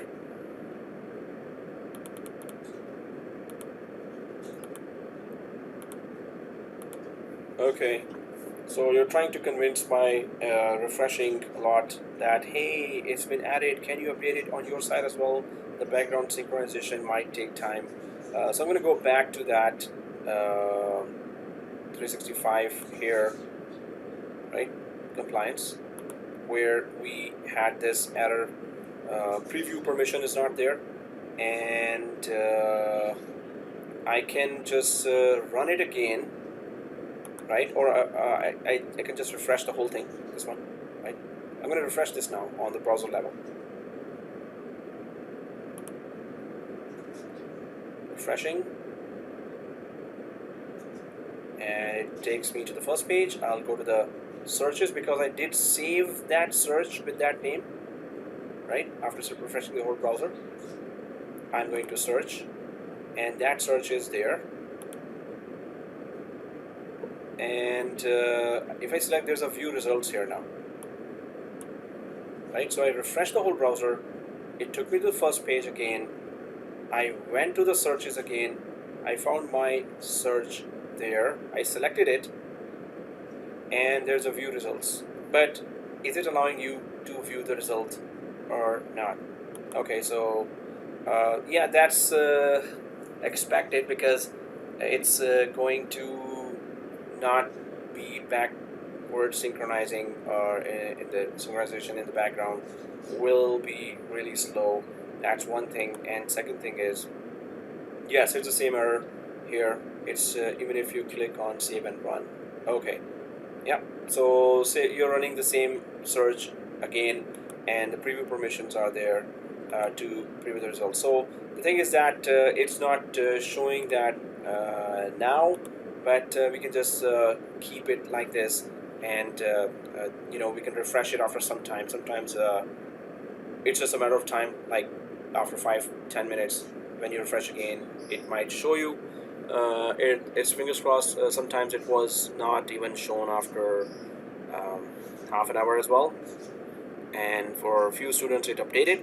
So the thing is that we can give ourselves permissions, but one more thing here is that I can just copy this and go for, if they have put some more criteria there, right? Like they have changed the criteria. No. Not only that, you should be able to add, you should be adding yourself to compliance admin, you should be adding on some other places as well. So in that case, I always go for searching that, hey, did you change the requirement for that content search to preview search results? Please ask your compliance admin to grant. So this is a forum where they are showing that. So and this was actually not resolved for that guy. Okay, so then here we mainly focus on general issues about blah blah blah. Okay, and I'll move your thread to seriously, reason why we recommend posting. Are you kidding me? You're not even talking about the topic. I'm gonna click this link here, and I'm just checking that did they put any other requirement other than, it was pretty clear what we did, because it was asking us that, right? But you never know. So okay, we got used to Microsoft stuff. Okay, yeah, that happens. Fix to preview search results. Okay, there's a fix here. I'll quickly go for that. Was there anything else that they added? Short recap with error message. Yeah. You get this error. Okay, so get me some permissions in the security to perform a content search and view. But the easiest is the e-discovery manager role. When you open it, you see all assigned roles. Then click on edit role group. Here you get two different roles, manager and administrator. The administrator role should have more permissions, so you add yourself to this role. Although I do see various question marks on the internet about this.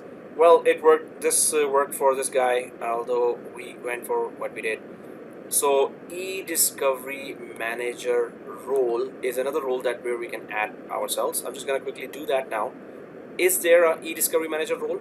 Inside there, it also shows that say this person also says that there's an administrator where you can add your mailbox. So I'm just gonna do that now. I'll go to the yellow envelope here, and there is a discovery management showing here. If I click the discovery management here, there's a legal role, there's a mailbox search. Okay, yes, that makes sense. Discovery management, guys, add yourself here as well. This is not what I had to do before, but I had to search last time as well, because they kept changing something out after every 6 months. Discovery manager, I'm just gonna add myself, right? Okay, you tried this. Okay, let me just go here and press name, enter, double click your admin, add. So in the members, guys, go ahead and add that, save. Now what I suggest is that do go ahead and add yourself if it doesn't work right now, so later maybe it's just a matter of time that it might work there. I'm going to refresh that. Normally it does not work right away in Office 365. Very few places where you see the result right away. Records management, so e-discovery and hold. So we added ourselves to compliance management, we added ourselves to discovery management. I'll just go back there and simply give it another test here. I'm just going to refresh the whole browser level. Refresh the whole browser level. And searches, search that. There's a view results here. Okay, it's not updated. Well, try to do that, guys, and try to add yourself there, and later, even in next class or maybe tomorrow, you can check yourself, or in next class we can check.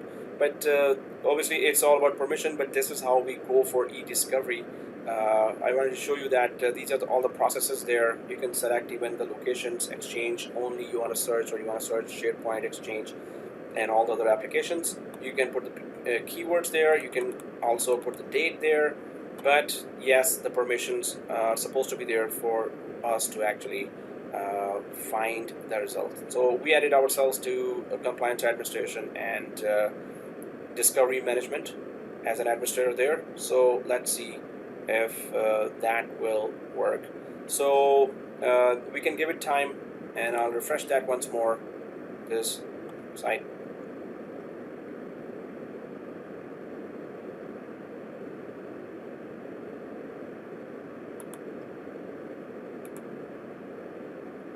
Results, prepare So guys, if I don't go to view results here, I do see the search is completed. 3 items were actually found, 1 unindexed, 12 mailboxes were searched, but 3 items were found. We can't see it because we don't have permission, but 3 items were found here. So guys, are you able to see this? So where am I now? See this? Are you all on e-discovery? Right? And if you're on searches, then there's only one search name there, right? And when I say screenshot, then I'm expecting questions. So I'm just showing again that are you here exactly? Search, click, don't click the view results, right? So do you just scroll down and you see the status? This is our screenshot number 9. Oh, you found 8 items. Oh, Minis, 0 items. Well, Minisk, maybe you've put some term that is not there actually, right? Or maybe you copied it from the mailbox. It has to be something inside the mailbox that we need to search to make sure if the search works. Even if it is 0 items. Oh, you got 501 items, Keith? Wow, really? Okay, 0 items ready, and I got 3 use of. So guys, 0 or whatever number, take a screenshot here of the status. So you can at least confirm, yes, it found something. I need to have permission to see it. So if it's 0, it's okay, take a screenshot. So e-discovery result is the title, e-discovery result. So screenshot number 9 is, take a screenshot of this screen, and e-discovery, the title of the screenshot is e-discovery result. There's nothing showing on my e-discovery. So are you on this page, Kingsley? Yes, but I don't see anything on the list. It's saying no data. So if you see the status and you see 0 here, it's okay. Take a screenshot.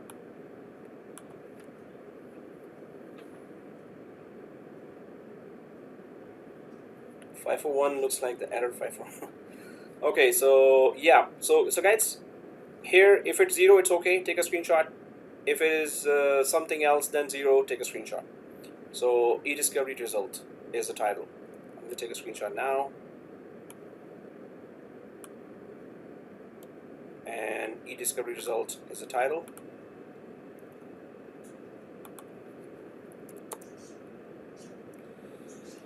Screenshot 9 e-discovery result.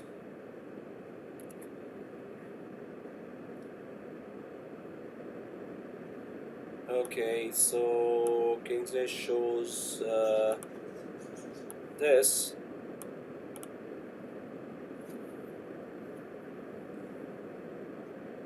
You don't have any searches there, Kingsley?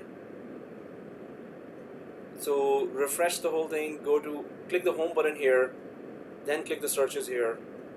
You should have a named search there, which everyone saved. So click the home button and then click the searches. Oh, didn't add new search. Yes, that's what it looks like. You didn't add the new search. You may have cancelled out. So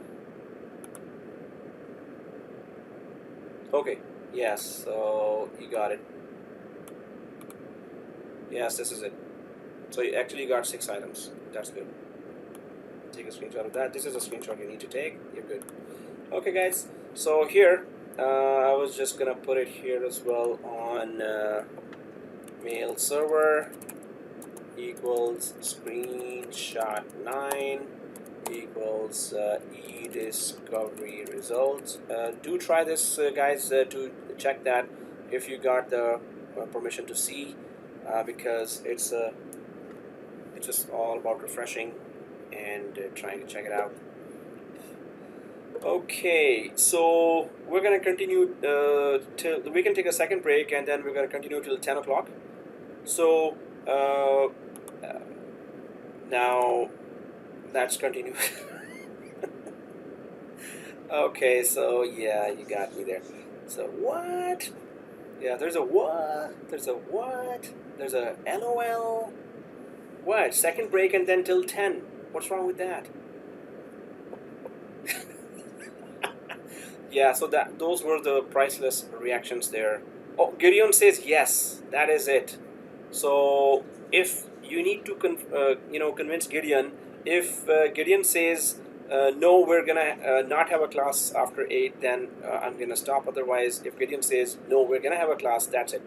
We're gonna keep on having a class. I'm gonna keep on teaching you till 10, third break, and then till 12.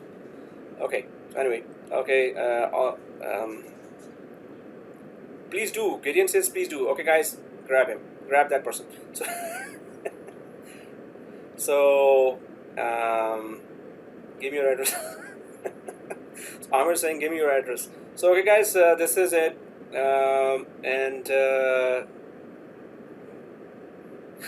Okay, Kevin Hart's in Toronto, really? Okay, guys, so upload your screenshots and see you on Thursday. Although Gideon says continue, but you just hurt my feelings by not following that. So anyway, let's continue. Thank you, and see you on Thursday. Thank you, and have a good night. All right, thank you, and play with the snow that's out there, right? Throw some snowballs at each other or something. Okay, closing the video.